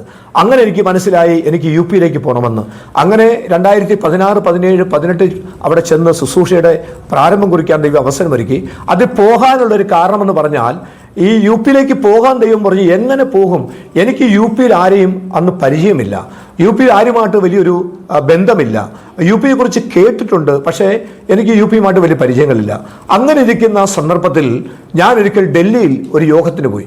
ഡൽഹിയിലെ 7 ജില്ലയുണ്ട്. ഡൽഹിയിലെ 7 ജില്ലയിലും ഞാൻ ശുശ്രൂഷിക്കാൻ പോയിട്ടുണ്ട്. ഷാരോൺ, അതുപോലെ തന്നെ ചർച്ചക്കോട്, IPC, അസംബ്ലീസ് കോഡിൻ്റെ ഒട്ടുമിക്കൽ തമിഴ് ചർച്ചകളിലും ഹിന്ദി ചർച്ചകളിലും ശുശ്രൂഷിപ്പാൻ ദൈവം എനിക്ക് അവസരം നൽകി. അങ്ങനെ ഒരു തമിഴ് ചർച്ചയിൽ ഞാൻ ശുശ്രൂഷിക്കുമ്പോൾ ദൈവാത്മാവ് അവിടെ വൻ കാര്യങ്ങൾ ചെയ്തു. അങ്ങനെ ഒരു കുടുംബത്തെ ദൈവം തൊട്ടു. ഭൂതബാധയാൽ അവർ പ്രയാസപ്പെട്ട ഒരു കുടുംബമാണ്. അവരുടെ ഭൂതത്തെ കർത്താവ് ഓടിച്ചു. ആ കുടുംബത്തിൽ ദൈവം അത്ഭുതം പ്രവർത്തിച്ചു. അവർ രോഗിയായിട്ട് വന്നത് കർത്താവ് അവർക്ക് ഒരു വലിയ സൗഖ്യം കൊടുത്തു. അപ്പോൾ അവരെന്നോട് പറഞ്ഞു, പാസ്റ്ററെ ഞങ്ങളുടെ നാട്ടിലേക്ക് വരാമോ എന്ന് ചോദിച്ചു. എവിടെയെന്ന് ചോദിച്ചപ്പോൾ അവർ പറഞ്ഞു ഉത്തർപ്രദേശാന്ന് പറഞ്ഞു. അങ്ങനെ എനിക്ക് ഭയങ്കര മിറക്കിൾ തോന്നി. ദൈവം എനിക്ക് കാണിച്ച ദർശനം അനുസരിച്ചുള്ള വാതിൽ ദൈവം തുറന്നു എന്നെനിക്ക് മനസ്സിലായി. അങ്ങനെ ഉത്തർപ്രദേശിൽ യാത്ര ചെയ്തു. അവിടെ ചെന്നിട്ട് സുൽത്താൻപൂർ, അമേഠി, ഭ്യാഗിപ്പൂർ, പ്രയാഗരാജ്, നമ്മുടെ ഇപ്പോഴത്തെ കുംഭമേള ഒക്കെ നടന്ന സ്ഥലമാണ്. അവിടെ പോയി ശുശ്രൂഷിപ്പാൻ ദൈവം എനിക്ക് അവസരം നൽകി. ഉത്തർപ്രദേശിൽ ചെന്നതിന് ശേഷം പാസ്റ്റർ അവിടുത്തെ ഉള്ള ഒരു വിദ്യാഭ്യാസ രീതികൾ, അവിടുത്തെ ഗ്രാമങ്ങളുടെ അവസ്ഥകൾ, അവിടുത്തെ ആളുകളുടെ അവസ്ഥകളൊക്കെ കുറിച്ചൊക്കെ ഒന്ന് പറയാമോ? എന്താണ് ഓരോ ഗ്രാമങ്ങളുടെ വികസനങ്ങൾ, കാര്യങ്ങളെക്കുറിച്ചൊക്കെ ഒന്ന് പറയാമോ? ഉത്തർപ്രദേശ് എന്ന ഗ്രാമത്തെക്കുറിച്ച് പൊതുവെ പറയുന്നേക്കാൾ അപ്പുറമായി ആ ഗ്രാമത്തിൽ വന്ന് കാണുന്നതാണ് ഏറ്റവും ഭയങ്കരം. കാരണം ചോദിച്ചാൽ ഗ്രാമപ്രദേശങ്ങൾ ഇത്രത്തോളം വിദ്യാഭ്യാസ മേഖലയിലും അല്ലാതെയും അധപ്പതിച്ചത് കാണുമ്പോൾ നമുക്കൊരുപാട് ദുഃഖമുണ്ടാകും.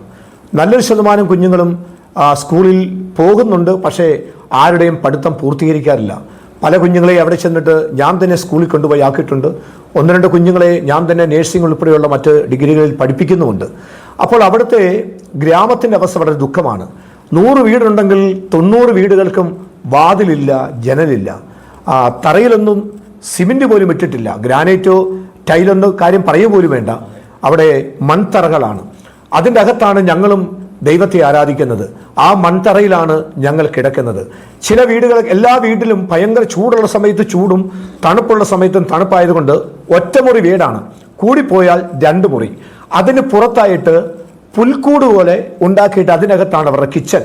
അതിനകത്താണ് അവർ ഭക്ഷണം പാകം ചെയ്യുന്നത്. ഭക്ഷണമെല്ലാം പാകം ചെയ്ത് മുറിക്കകത്ത് കൊണ്ടുവന്ന് കഴിച്ചിട്ട് ആ മുറിക്കകത്ത് കിടന്ന് ഉറങ്ങുകയാണ്. ജീവിതം വളരെ ദയനീയമാണ്. അവർ പുരോഗതി എന്ന് പറയുവാൻ നമുക്ക് സാധിക്കത്തില്ല. അവർക്ക് നമ്മുടെയൊക്കെ നാടുകളിൽ നമ്മൾ കുളിച്ച് ഒരുങ്ങി വളരെ മിടുക്കരായി നടക്കുന്ന ആ ഒരു രീതിയൊന്നും അവിടെ ചെന്നാൽ നമുക്ക് കാണാൻ സാധിക്കത്തില്ല ഗ്രാമപ്രദേശങ്ങളിൽ. പക്ഷേ പട്ടണത്തിൻ്റെ അകത്തേക്ക് നമുക്ക് കാൺപൂർ, ലക്നൗ ഇതുപോലെ ടൗണിൻ്റെ അകത്തേക്ക് വരുമ്പോൾ വലിയ വ്യത്യാസമുണ്ട്. പക്ഷെ നമ്മളെ ഏറ്റവും കൂടുതൽ ദുഃഖിപ്പിക്കുന്ന ഒരു വിഷയം എന്ന് പറയുന്നത് അവരുടെ ലഹരി എന്ന് പറഞ്ഞാൽ. അപ്പോൾ എന്നെ സുവിശേഷ ബന്ധത്തിൽ അവിടെ ഏറ്റവും പ്രയാസപ്പെടുത്തിയ സംഭവം എന്ന് ചോദിച്ചു കഴിഞ്ഞാൽ പല സ്ത്രീകളും ഈ പാൻപരാഗിന് അടിമയാണ്. ഞാൻ ചോദിച്ചപ്പോൾ അവർ പറഞ്ഞത് ഭർത്താവ് മരിച്ചുപോയി, കുഞ്ഞുങ്ങൾ പറഞ്ഞാൽ അനുസരിക്കുന്നില്ല, ആകമാനമായ കുടുംബത്തിൽ പ്രശ്നമാണ്, ഞങ്ങൾക്ക് നിൽക്കുവാൻ കുറച്ചു നേരം ഈ ബോധം എന്ന് കെട്ടുകഴിഞ്ഞാൽ ഒരു സ്വസ്ഥതയുണ്ടെന്നാണ് പറയുന്നത്. ആ ഒക്കെ അനുഭവം കണ്ടാൽ നമ്മളാരും സഹിക്കത്തില്ല. അവരുടെ ഗ്രാമത്തിൻ്റെ അവസ്ഥകൾ പറഞ്ഞറിയിക്കുന്നതിന് അപ്പുറം ഒന്ന് വന്നു കാണുന്നത് നല്ലതാണ്. അവിടുത്തെ ഗ്രാമങ്ങൾ, ഗ്രാമത്തിൻ്റെ റോഡുകൾ, നല്ലൊരു ശതമാനം ആൾക്കാരും പോത്തിനെയും പശുവിനെയും വളർത്തിയൊക്കെയാണ് അവർ ജീവിക്കുന്നത്. പിന്നെ കൃഷിപ്പണികളൊക്കെയാണ്. കൃഷിപ്പണി ചെയ്താൽ ചില സ്ഥലത്തു നിന്ന് കൂലി കിട്ടും, ചില സ്ഥലത്തു നിന്ന് അരികളോ അല്ലെങ്കിൽ ധാന്യങ്ങളായിരിക്കും അവർക്ക് ലഭിക്കുന്നത്. അതുകൊണ്ട് അവരുടെ ഏറ്റവും പ്രധാനപ്പെട്ട ആഹാരമെന്ന് പറയുന്നത് ആല്, ഡാല്, സബ്ജി, ചാവൽ എന്ന് ഞങ്ങൾ പറയാറുണ്ട്. ചോറും അതുപോലെ ചപ്പാത്തിയും പിന്നെ പച്ചക്കറിയും. പിന്നെ നോൺ വെജ് അങ്ങനെ കഴിക്കാറില്ല. നോൺ വെജ് പട്ടണം കിട്ടാറില്ല. ആകപ്പാടെ ടൗൺ ഏരിയയിലൊക്കെ ചെന്ന് കഴിഞ്ഞാൽ ചിക്കനൊക്കെ കിട്ടും. പിന്നെ ഏറ്റവും വലിയ നോൺ വെജ് അവർ കഴിക്കുന്ന ഒരു കറി എന്ന് പറയുകയാണെങ്കിൽ അവിടെ മുട്ടയാണ്.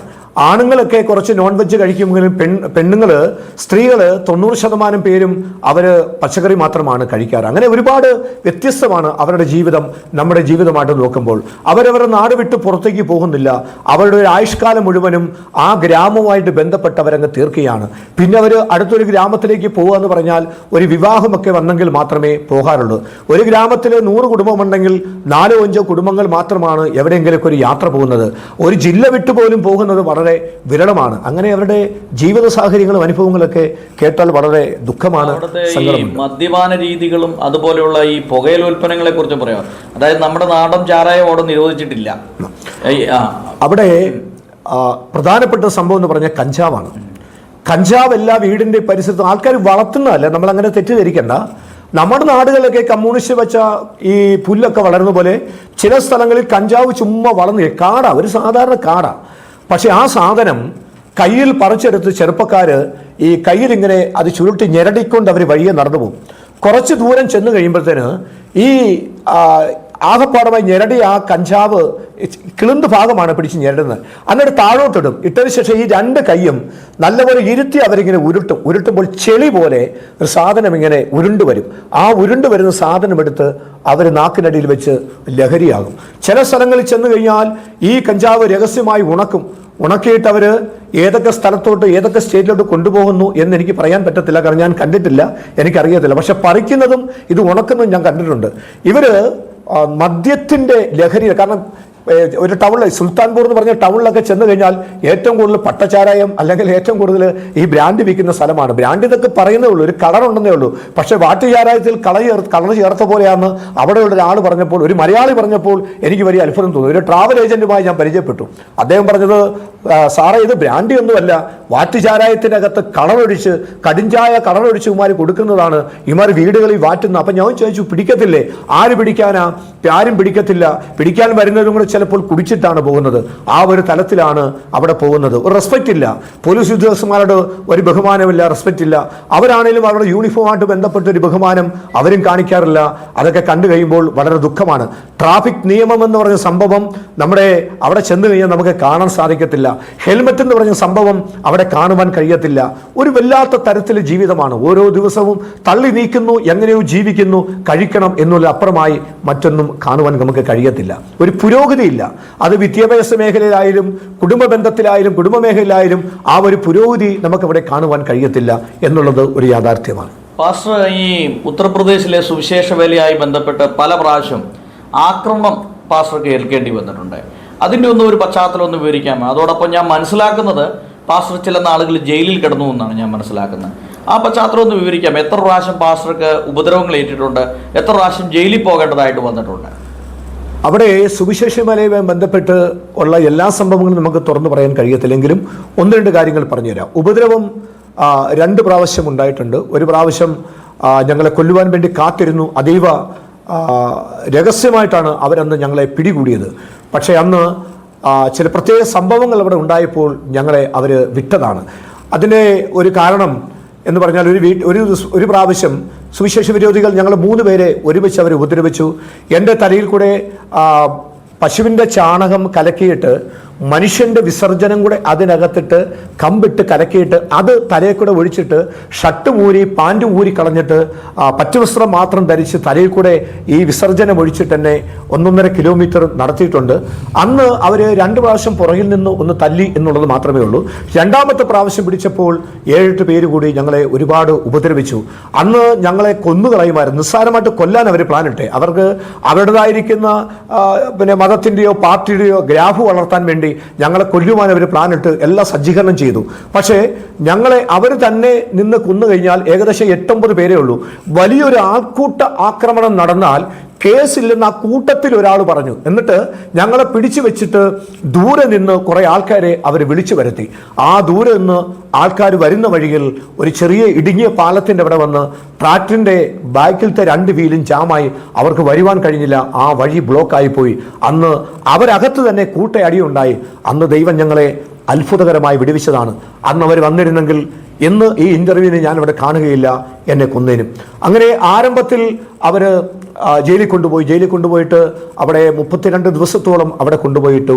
2ാമത്തെ പ്രാവശ്യം കൊണ്ടുപോയും ചില ദിവസങ്ങൾ അവിടെ കൊണ്ടുപോയിട്ടു. ഞങ്ങളെ ചോദ്യങ്ങളൊക്കെ ചോദിച്ചത് ജയിലിൻ്റെ അകത്ത് കയറുമ്പോൾ മാത്രം അവർ നമ്മളെന്ന് ഉപദ്രവിച്ചു, കാലുമടക്കി ഒന്ന് അടിച്ചു. അല്ലാതെ അകത്ത് ചെല്ലുമ്പോൾ വലിയ ക്രൂരമായ മർദ്ദനങ്ങളോ മറ്റോ സംഭവമൊന്നുമില്ല. പക്ഷേ ഒരു സംഭവം ഒന്നുണ്ടായിരുന്നു. ഞങ്ങൾ അകത്ത് നിന്ന് കിടന്ന അന്ന് ഒരു സ്വാമി അവിടെ വന്നിട്ട് അവരുടേതായിരിക്കുന്ന വിശ്വാസമനുസരിച്ചുള്ള അവരുടെ മതത്തിൻ്റെ ഒരു മേലധികാരി അവിടെ വന്നു. ചില ചോദ്യങ്ങളൊക്കെ ചോദിച്ചു.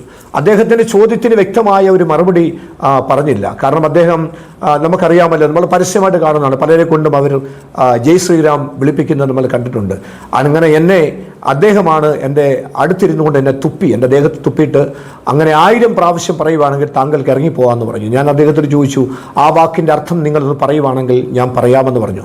അദ്ദേഹം പറഞ്ഞു, ഞങ്ങളുടെ ദൈവത്തെ സ്തുതിക്കുന്നതാണ് ജയ് ശ്രീറാം എന്ന് പറയുന്നത്. ഞാൻ പറഞ്ഞു, ഇഷ്ടമില്ലാത്തൊരു വ്യക്തിയെ കൊണ്ട് നിർബന്ധിച്ച് ഇഷ്ടമില്ലാത്തൊരു വ്യക്തിയെ ഭീഷണിപ്പെടുത്തി അദ്ദേഹത്തിന് സ്തുതി കൊടുത്താൽ അതൊരു യഥാർത്ഥ സ്തുതിയാകുമോ എന്ന് ചോദിച്ചപ്പോൾ അദ്ദേഹത്തിന് ദേഷ്യമായി. അദ്ദേഹം പറഞ്ഞത്, ഇവനെ വിടണ്ട, 1 മാസം വിട്ടേക്കാൻ. അങ്ങനെയാണ് പിടിച്ചവരെ ഇട്ടത്. 2ാമത്തെ പ്രാവശ്യം ചെന്നപ്പോൾ ഞങ്ങളുടെ അടുത്ത സെല്ലിൽ കിടന്ന ആൾക്കാർക്ക് അവർ ഈ പാൻപരാഗ് ധാരാളം കൊടുത്തിട്ട് പറഞ്ഞു, ഇവന്മാരെ രാത്രി തല്ലണമെന്ന് പ്രതികളോട് പറയുന്നത് ഞങ്ങൾ കേട്ടു.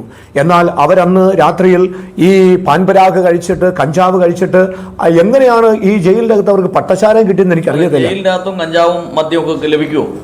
ലഭിക്കുന്നു. അതുകൊണ്ടല്ലോ എങ്ങനെ അകത്ത് ലഭിച്ചെന്നറിയത്തില്ല. അവർ കുടിച്ചിട്ട് അകത്ത് കിടന്ന ആ 4 പ്രതികൾ, 3 പേരാണ് ഏറ്റവും ക്രൂരന്മാർ. അവർ ക്രിമിനൽ കേസിലെ പ്രതികൾ. ഒരാൾ ശാന്തമായൊരു മനുഷ്യനാണ്. അദ്ദേഹത്തിന് പ്രായമുണ്ട്, 56 വയസ്സുണ്ട്. ബാക്കി 3 പേരും 30-40 ഇടയ്ക്ക് വയസ്സ് പ്രായമുള്ളവരാണ്. അവരുടെ ഇടയിലേക്ക് രാത്രി കൊണ്ട് ഞങ്ങൾ ഇടാനാണ് പ്ലാൻ ഇട്ടത്. പക്ഷേ അവർ ഈ ലഹരി ഉപയോഗിച്ച് കഴിഞ്ഞപ്പോൾ അവരുടെ ഇടയിൽ ഈ പുകവലിക്കുന്നതുമായിട്ട് ബന്ധപ്പെട്ട് എന്തോ ഒരു സംസാരമുണ്ടായി. ഞങ്ങളിപ്പുറത്ത് വ്യക്തമായിട്ട് കാണുന്നില്ല, ഒരു അറിവാണ്. അങ്ങനെ അവരങ്ങോട്ടും ഇങ്ങോട്ടും വഴക്കുണ്ടായി. ഒരുത്തൻ്റെ ചെവി കടിച്ചു പറിച്ചു. അങ്ങനെ ആ സെല്ലിൽ കിടന്നവർ അങ്ങോട്ടും ഇങ്ങോട്ടെല്ലാം ആ പ്രായമുള്ള മനുഷ്യനൊഴികെ ബാക്കി 3 പേർക്കും പരിക്ക് പറ്റി. അവരെ അന്ന് രാത്രിയിൽ 9 മണി കഴിഞ്ഞപ്പോൾ പോലീസുകാർ അവരെ ഹോസ്പിറ്റലിലോട്ട് മാറ്റി. ഇല്ലെങ്കിൽ അന്ന് രാത്രിയിൽ ഞങ്ങൾക്ക് ഒരുപാട് ക്രൂരമർദ്ദനം ആ ജയിലിനകത്ത് സംഭവിക്കാമായിരുന്നു. കർത്താവ് പത്രോസ് കിടന്ന് ജയിലിലേക്ക് ഇറങ്ങി വന്ന പോലെ തന്നെ ഞങ്ങൾ അവിടെ 4 പേര് 2 പ്രാവശ്യം കിടന്നപ്പോഴും ദൈവം ഞങ്ങൾക്ക് വേണ്ടി അവിടെ ഇറങ്ങി വന്നു, അത്ഭുതം പ്രവർത്തിച്ചു. അതിൽ അതിയായ സന്തോഷമുണ്ട്. ദൈവത്തിന് ഞാൻ വീണ്ടും എൻ്റെ കർത്താവിന് ഞാൻ നന്ദി പറയുകയാണ്. പാസ്റ്റർ, ഈ ഉപദ്രവം പാസ്റ്ററെ തല്ലിയിട്ട് ആളുകൾ ഉപേക്ഷിച്ചു പോയ സന്ദർഭം ഉണ്ടായി. അത് ആ പശ്ചാത്തലം ഒന്ന് വിവരിക്കാം. അത് രാത്രിയിലാണ്. ഞങ്ങളൊരു ഗ്രാമത്തിൽ ചെന്ന് അവിടെ സുവിശേഷം അറിയിച്ചു. ആ ഗ്രാമത്തിൽ 3-ലധികം കുടുംബങ്ങൾ കർത്താവിനെ രക്ഷിതാവായി സ്വീകരിച്ചു. ആ വീട്ടിൽ ഞങ്ങൾ ചെന്ന് പ്രാർത്ഥിക്കുമ്പോൾ നമുക്കറിയാം, സ്വാഭാവികമായി പ്രാർത്ഥിക്കുമ്പോൾ ദൈവം ചില പ്രവൃത്തികൾ ചെയ്യുമ്പോൾ ചിലരുടെ ഉള്ളിൽ നിന്ന് ശബ്ദം അറിയാതെ പുറത്തു വരും. അത് ആരാധിക്കുന്ന ഒരു ശബ്ദമല്ല, ഒരു ഡെവിൾ സൗണ്ടാണ്, ഒരു പൈശാചിക ശബ്ദം പുറത്തു വന്നു.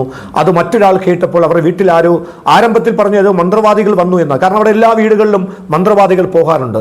സാധാരണ ജനങ്ങൾ അധ്വാനിക്കുന്ന പൈസ മുഴുവൻ കൊണ്ടുവന്ന മന്ത്രവാദികളാണ്. മന്ത്രവാദി വന്ന് പിശാചിനെ ഓടിക്കുന്നവർ കരുതിയത്. അത് കഴിഞ്ഞപ്പോൾ ഞങ്ങളുടെ വേഷങ്ങൾ കണ്ടപ്പോൾ പാസ്റ്റർമാരാന്ന് മനസ്സിലായി. അന്ന് രാത്രി ഞങ്ങൾ സാധാരണ പ്രാർത്ഥന കഴിഞ്ഞിട്ട് അവിടെ നിന്ന് ഇറങ്ങി വരുമ്പോൾ രാത്രി ഞങ്ങളെ അവർ ഉപദ്രവിച്ചു. പരിധി വിട്ട് ഞങ്ങളെ ഉപദ്രവിക്കാനിടയായി. അടിച്ച് കഴിഞ്ഞപ്പോഴത്തേന് ഇവർക്ക് രാത്രി ഞങ്ങളെ ഉപേക്ഷിച്ച് പോകാനുള്ള കാരണം ഒന്നും ചോദിച്ചു കഴിഞ്ഞാൽ 2 പേർക്ക് കാല് നിലത്ത് കുത്താൻ പറ്റുന്നില്ല. കാരണം അവർ അതുപോലെ മദ്യപിച്ച് അങ്ങ് ലെക്ക് കിട്ടുപോയി. അപ്പോൾ അവർ ഒരുത്തൻ താഴെ വീണ വ്യക്തി 2-3 മറിഞ്ഞ ഒരു ചെറിയ ചെരിവുള്ള സ്ഥലമാണ്. താഴെ വീണപ്പോൾ ഒരുവന്റെ തല കല്ലിലിടിച്ചു. ഇടിച്ചു കഴിഞ്ഞപ്പോൾ തന്നെ ആ കല്ലെടുത്തുകൊണ്ട് ഞങ്ങളെ ഇടിച്ചു കൊല്ലാൻ അവൻ വന്നതാണ്. വന്നവനും പുറകോട്ട് മറഞ്ഞുപോയി. അങ്ങനെ ആ 2 പേര് നിൽക്കാൻ കാല് നിറച്ച് ഉറയ്ക്കാത്തത് കൊണ്ട് അവരെയും കൊണ്ട് ബാക്കിയുള്ള 9 പേര്, അന്ന് 11 പേരാ, 9 പേര് അവരെ പിടിച്ചുകൊണ്ട് പോയതാണ്. അല്ലെങ്കിൽ അന്ന് രാത്രിയിൽ ഞങ്ങളെ അന്ന് കൊന്നേനും. അങ്ങനെ 2ാമത്തെ മരണത്തിൽ നിന്നും അവിടെ നിന്ന് ദൈവം ഞങ്ങളെ വിടുവിച്ചു. അങ്ങനെ പല പ്രാവശ്യം പാസ്റ്റർ ഈ ആക്രമണത്തിന് ഇരയായി. 3 പ്രാവശ്യം 4 പ്രാവശ്യം ആക്രമണത്തിന് ഇരയായി. 1 പ്രാവശ്യം ഞങ്ങളെ പിടിച്ച് തള്ളിയതേ ഉള്ളൂ. പക്ഷെ 3 പ്രാവശ്യം ആക്രമണത്തിന് 2 പ്രാവശ്യം ജയിലിൽ പോകേണ്ടത്. 2 പ്രാവശ്യം പോയിട്ട് വന്നു. പൊതുവെ ആളുകൾ പറയുന്നത് ക്രിസ്ത്യൻ മിഷണറിമാർ ഇതുപോലുള്ള പ്രദേശങ്ങളെല്ലാം കടന്നു ചെന്ന് മതപരിവർത്തനം നടത്തുന്നു എന്നാണ് ഈ ഹൈന്ദവ സംഘടനകളൊക്കെ ആരോപിക്കുന്നത്. അതിൻ്റെ പേരിലാണല്ലോ ഈ പ്രശ്നങ്ങളൊക്കെ സൃഷ്ടിക്കുന്നത്.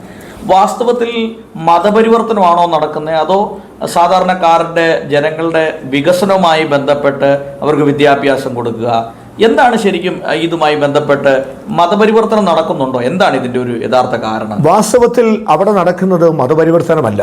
കാരണം എന്ന് ചോദിച്ചാൽ അവിടെ അവരുടെ ആചാരങ്ങളും കാര്യങ്ങളുമായിട്ട് അവർ മുന്നോട്ട് പോവുകയാണ്.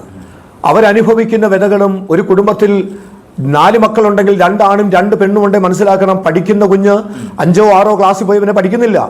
ആൺകുട്ടികൾ 8ഓ 10ഓ 15ഓ വയസ്സായി കഴിഞ്ഞാൽ ഒരു വ്യക്തിയുടെ വില 100 ആൺകുട്ടികളെ എടുത്താൽ 90 പേരുടെയും നല്ല പല്ല് കാണാൻ സാധിക്കത്തില്ല.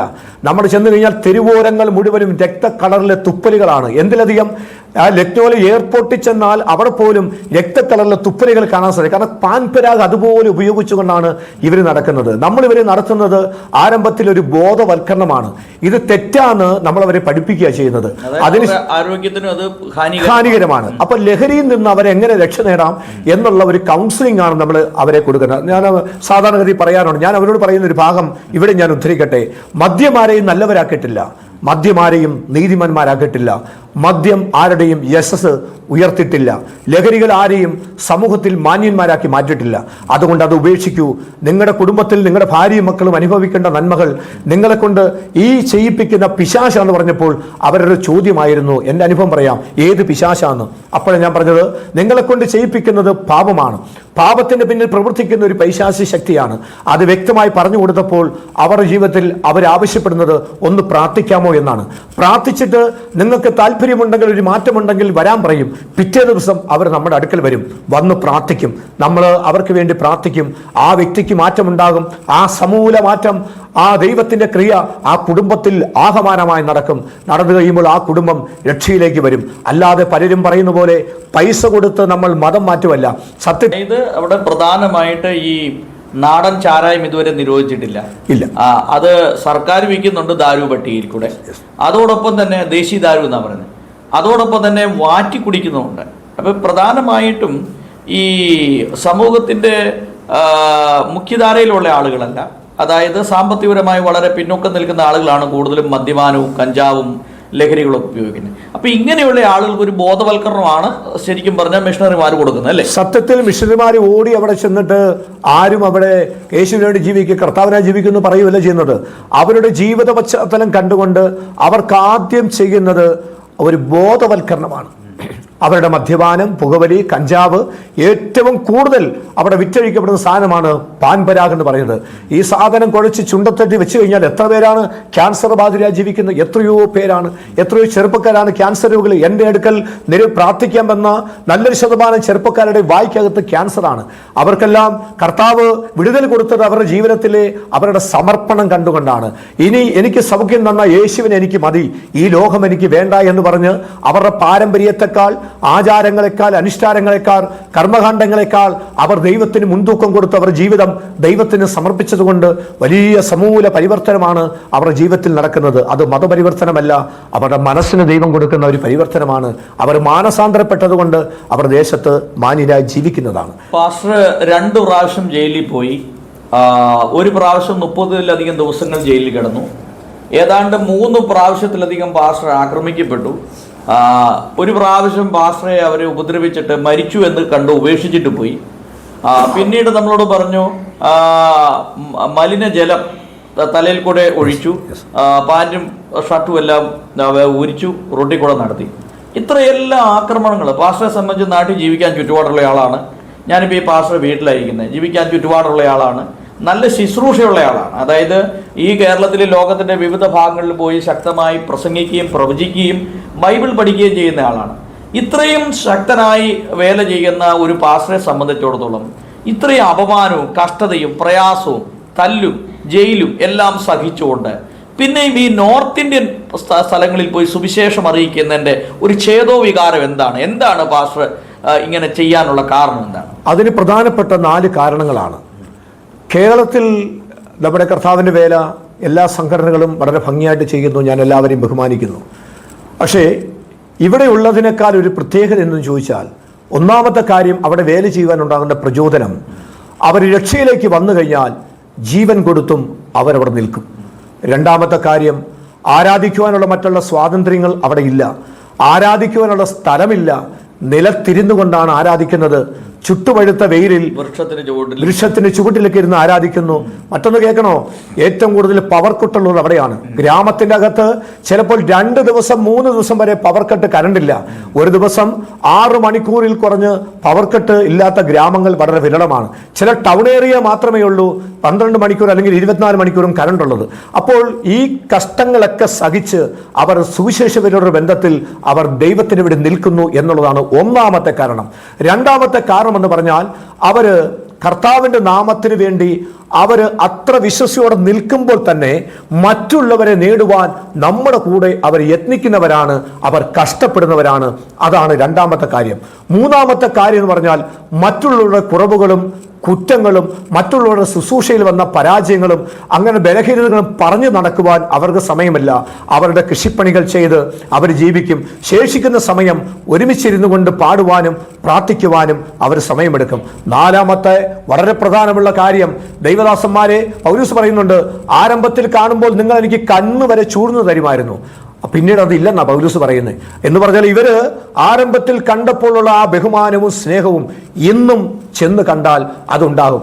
അത് കാണുമ്പോൾ അവരുടെ സ്നേഹം, അവരുടെ വാത്സല്യം, ദൈവത്തോടുള്ള അനുസരണം, ദൈവത്തെ ആരാധിക്കാനുള്ള അവരുടെ വാഞ്ച, ലോകപരമായ ഒന്നും അവർക്ക് ആഗ്രഹമില്ല. മറ്റുള്ള സമ്പത്തിന് വേണ്ടി എൻ്റെ കൂടെയുള്ള ഈ 10-17 ചർച്ചിലെ ഈ പറയപ്പെട്ട ദൈവമക്കൾ, 100 കണക്കിന് വിശ്വാസികൾ ആരും ഇന്ന് വരെ നല്ലൊരു വീട് വേണമെന്നോ അവർക്കൊരു വാഹനം വേണമെന്നോ അവരുടെ കുഞ്ഞുങ്ങൾ മറ്റൊരു രാജ്യത്തോ സ്ഥലത്തോ പോയി പഠിക്കണമെന്നോ അവർ ഇന്ന് വരെ പ്രാർത്ഥിക്കുന്നത് കണ്ടിട്ടില്ല.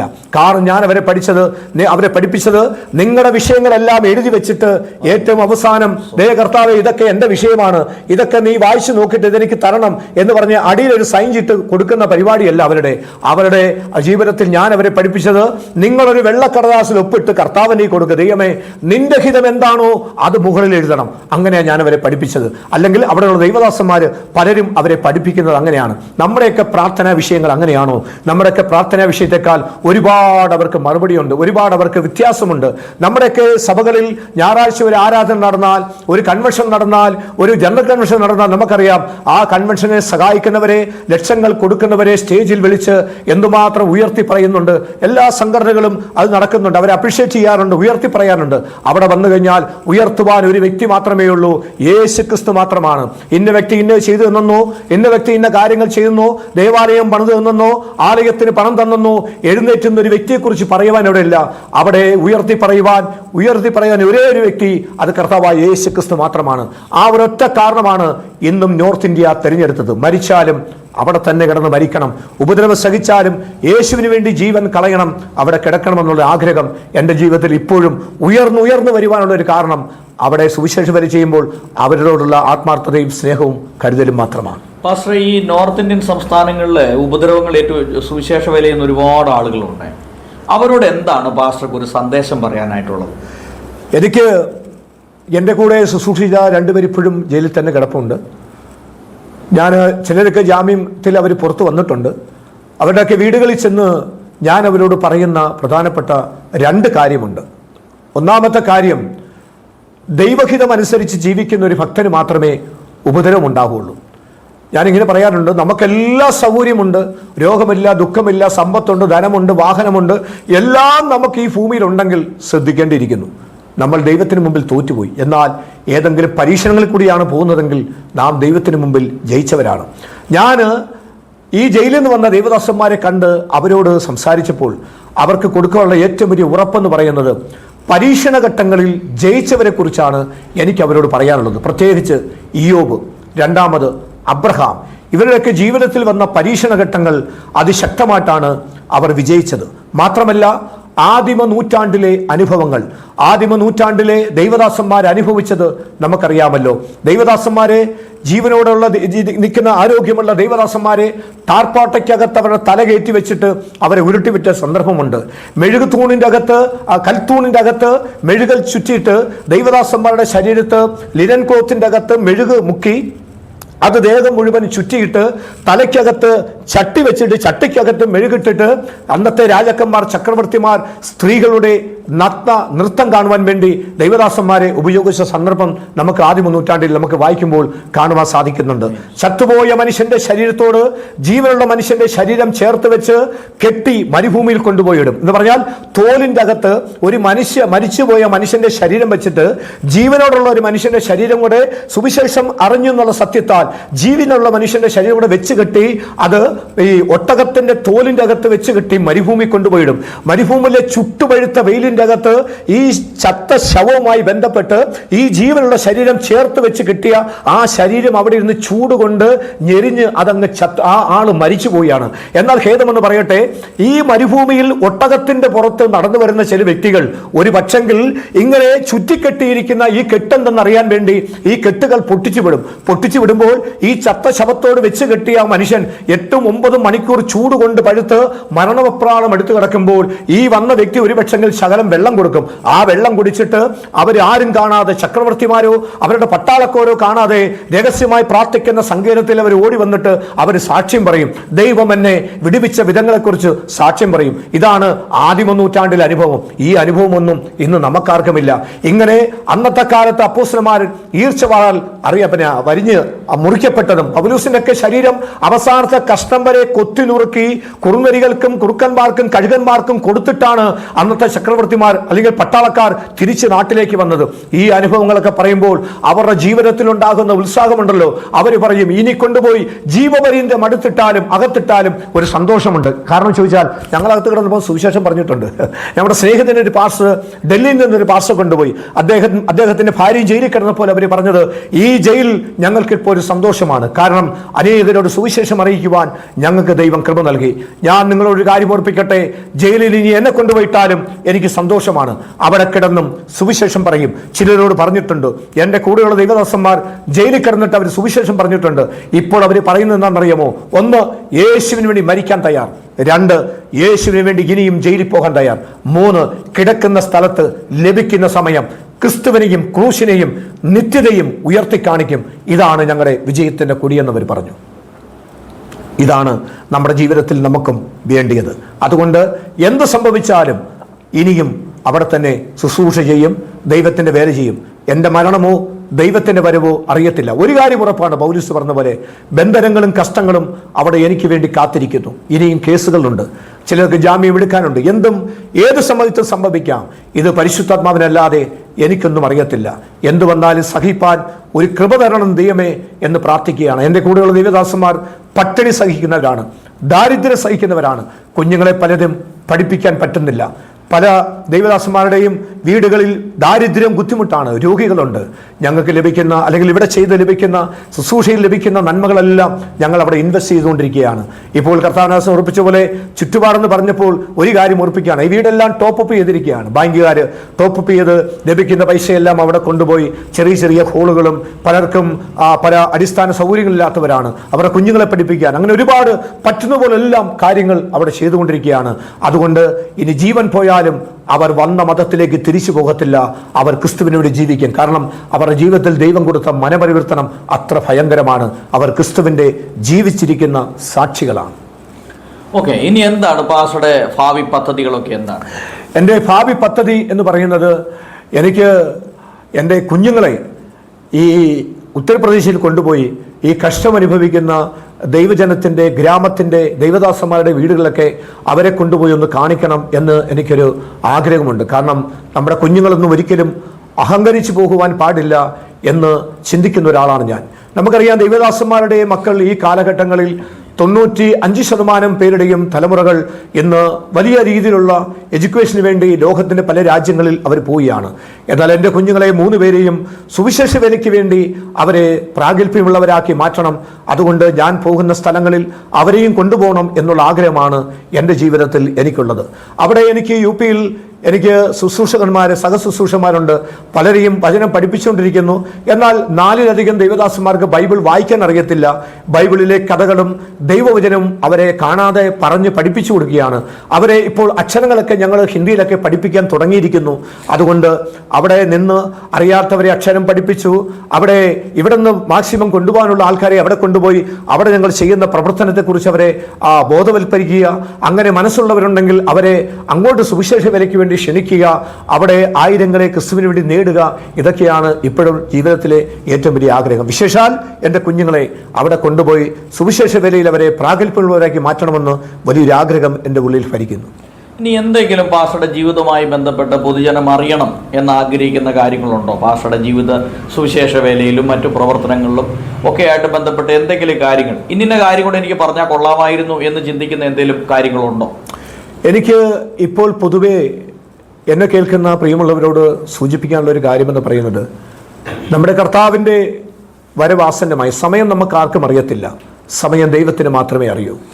ഇനിയുള്ള നാളുകളിൽ നമ്മുടെ കർത്താവിൻ്റെ വരവ് ഏറ്റവും ആസന്നമായ ഈ കാലഘട്ടങ്ങളിൽ നാം ഒരുമിച്ച് നിന്നുകൊണ്ട്, ആരംഭകാലങ്ങളിൽ അപ്പച്ചന്മാരും അമ്മച്ചമാരൊക്കെ ദൈവസേന വന്നപ്പോൾ ഒരു പാട്ടുകൾ പാടി മണിക്കൂറുകൾ പ്രാർത്ഥിക്കുകയും ആരാധിക്കുകയും ചെയ്യുന്ന ഒരു സമയമുണ്ടായിരുന്നു. എന്നെ കർത്താവ് അറിയിച്ചൊരു ദൂത് ഞാൻ പരസ്യമായിട്ട് പ്രഖ്യാപിക്കട്ടെ. കഴിഞ്ഞ ദിവസം ദൈവം അറിയിച്ചു, നിരവധി ചർച്ചകൾ ദൈവം എന്നെ കാണിച്ചു. ഒരുപാട് സംഘടനകളുടെ ചർച്ചകൾ ദൈവം എന്നെ കാണിച്ചു. പല സ്ഥലങ്ങളിലും സഭാ ആരാധനകൾ, നമുക്കറിയാം ആരാധന ഭംഗിയായിട്ട് നടന്നുകൊണ്ടിരിക്കുന്നത്. പക്ഷേ അനേകരുടെ പ്രാർത്ഥനാ ജീവിതം പരാജയപ്പെട്ടു പോയി. അനേകരുടെ ബൈബിൾ വായനയും ബൈബിൾ ധ്യാനവും പരാജയപ്പെട്ടു പോയി. പരിചയത്തിൻ്റെ ശുശ്രൂഷകൾ പലരും ഇന്ന് ചെയ്തുകൊണ്ടിരിക്കുന്നു. അതുപോരാ, അനുഭവത്തിൻ്റെ ശുശ്രൂഷകളിലേക്ക് എല്ലാ അഭിഷിക്തന്മാരും മടങ്ങി വരുവാൻ ഞാൻ പ്രാർത്ഥിക്കുകയാണ്. ഓക്കെ പാസ്റ്റർ, ഇത്രയും സമയം പാസ്റ്ററോട് സംസാരിക്കാൻ കഴിഞ്ഞത് വലിയൊരു ഭാഗ്യമായി കണക്കാക്കുകയാണ്.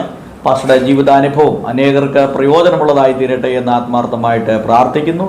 ഇതിനെ മുഖാന്തരം ഒരുക്കിയത് ബഹുമാനപ്പെട്ട ബിനു പുന്നൂസ് പാസ്റ്ററാണ്. പിന്നെ യുണൈറ്റഡ് പെൻഡക്കോസ്റ്റൽ കൗൺസിലിൻ്റെ മെമ്പറാണ് പാസ്റ്റർ ബിനു പുന്നൂസ്. അതോടൊപ്പം തന്നെ ബഹുമാനപ്പെട്ട പാസ്റ്റർ നന്ദി അറിയിക്കുന്നു. നമുക്കൊരു വാക്ക് പ്രാർത്ഥിച്ച് അവസാനിപ്പിക്കാം. പാസ്റ്റർ പ്രാർത്ഥിക്കും. കാരുണ്യവാനായ ഞങ്ങളുടെ ദൈവമേ, പരിശുദ്ധനായ പിതാവേ, അനുഗ്രഹിക്കപ്പെട്ട നല്ല സമയത്തിനായി ഞങ്ങൾ അങ്ങേ വാഴ്ത്തുന്നു, സ്തുതിക്കുന്നു. സാധുവായ അടിയൻ പരദേശിയായി പാർക്കുന്ന ഈ മൺകൂടാരത്തിൽ കർത്താവിന് വിലപ്പെട്ട ദാസന്മാർ 2 പേരും പ്രിയ കുഞ്ഞുമായി വരുവാൻ ദൈവം കൃപ നൽകി. തൻ്റെ കുഞ്ഞുങ്ങളെ കർത്താവ് അനുഗ്രഹിക്കണമേ. ഇത് ഞങ്ങൾക്ക് പരസ്പരം കണ്ടുമുട്ടുവാൻ, ദൈവമേ ഞങ്ങൾ അനുഭവങ്ങൾ പങ്കുവെക്കുവാൻ ദൈവം തന്ന ഒരു അനുഗ്രഹിക്കപ്പെട്ട നിമിഷമായി ഞങ്ങൾ കാണുകയാണ്. ഞങ്ങളുടെ അനുഭവങ്ങൾ കേൾക്കുന്നവർ ദൈവത്തിന് വേണ്ടി ജീവിതം സമർപ്പിക്കുവാൻ, ദൈവത്തിനെങ്കിലേക്ക് അധികം ആത്മാർത്ഥ സ്നേഹമുള്ളവരായി സുവിശേഷ വേലയ്ക്ക് ചുമല് കൊടുക്കുന്നവരെ വരുവാൻ ഞങ്ങൾ പ്രാർത്ഥിക്കുന്നു. പിതാവേ, തൻ്റെ ഭക്തന്മാരെ മാനിക്കണം.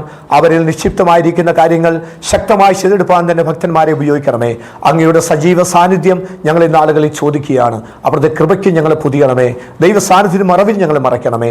നസ്രയത്തുകാരൻ യേശുവിൻ്റെ നാമത്തിൽ അപേക്ഷിക്കുന്നു, കേൾക്കണമേ സ്വർഗ്ഗം നല്ല പിതാവേ. ആമേൻ.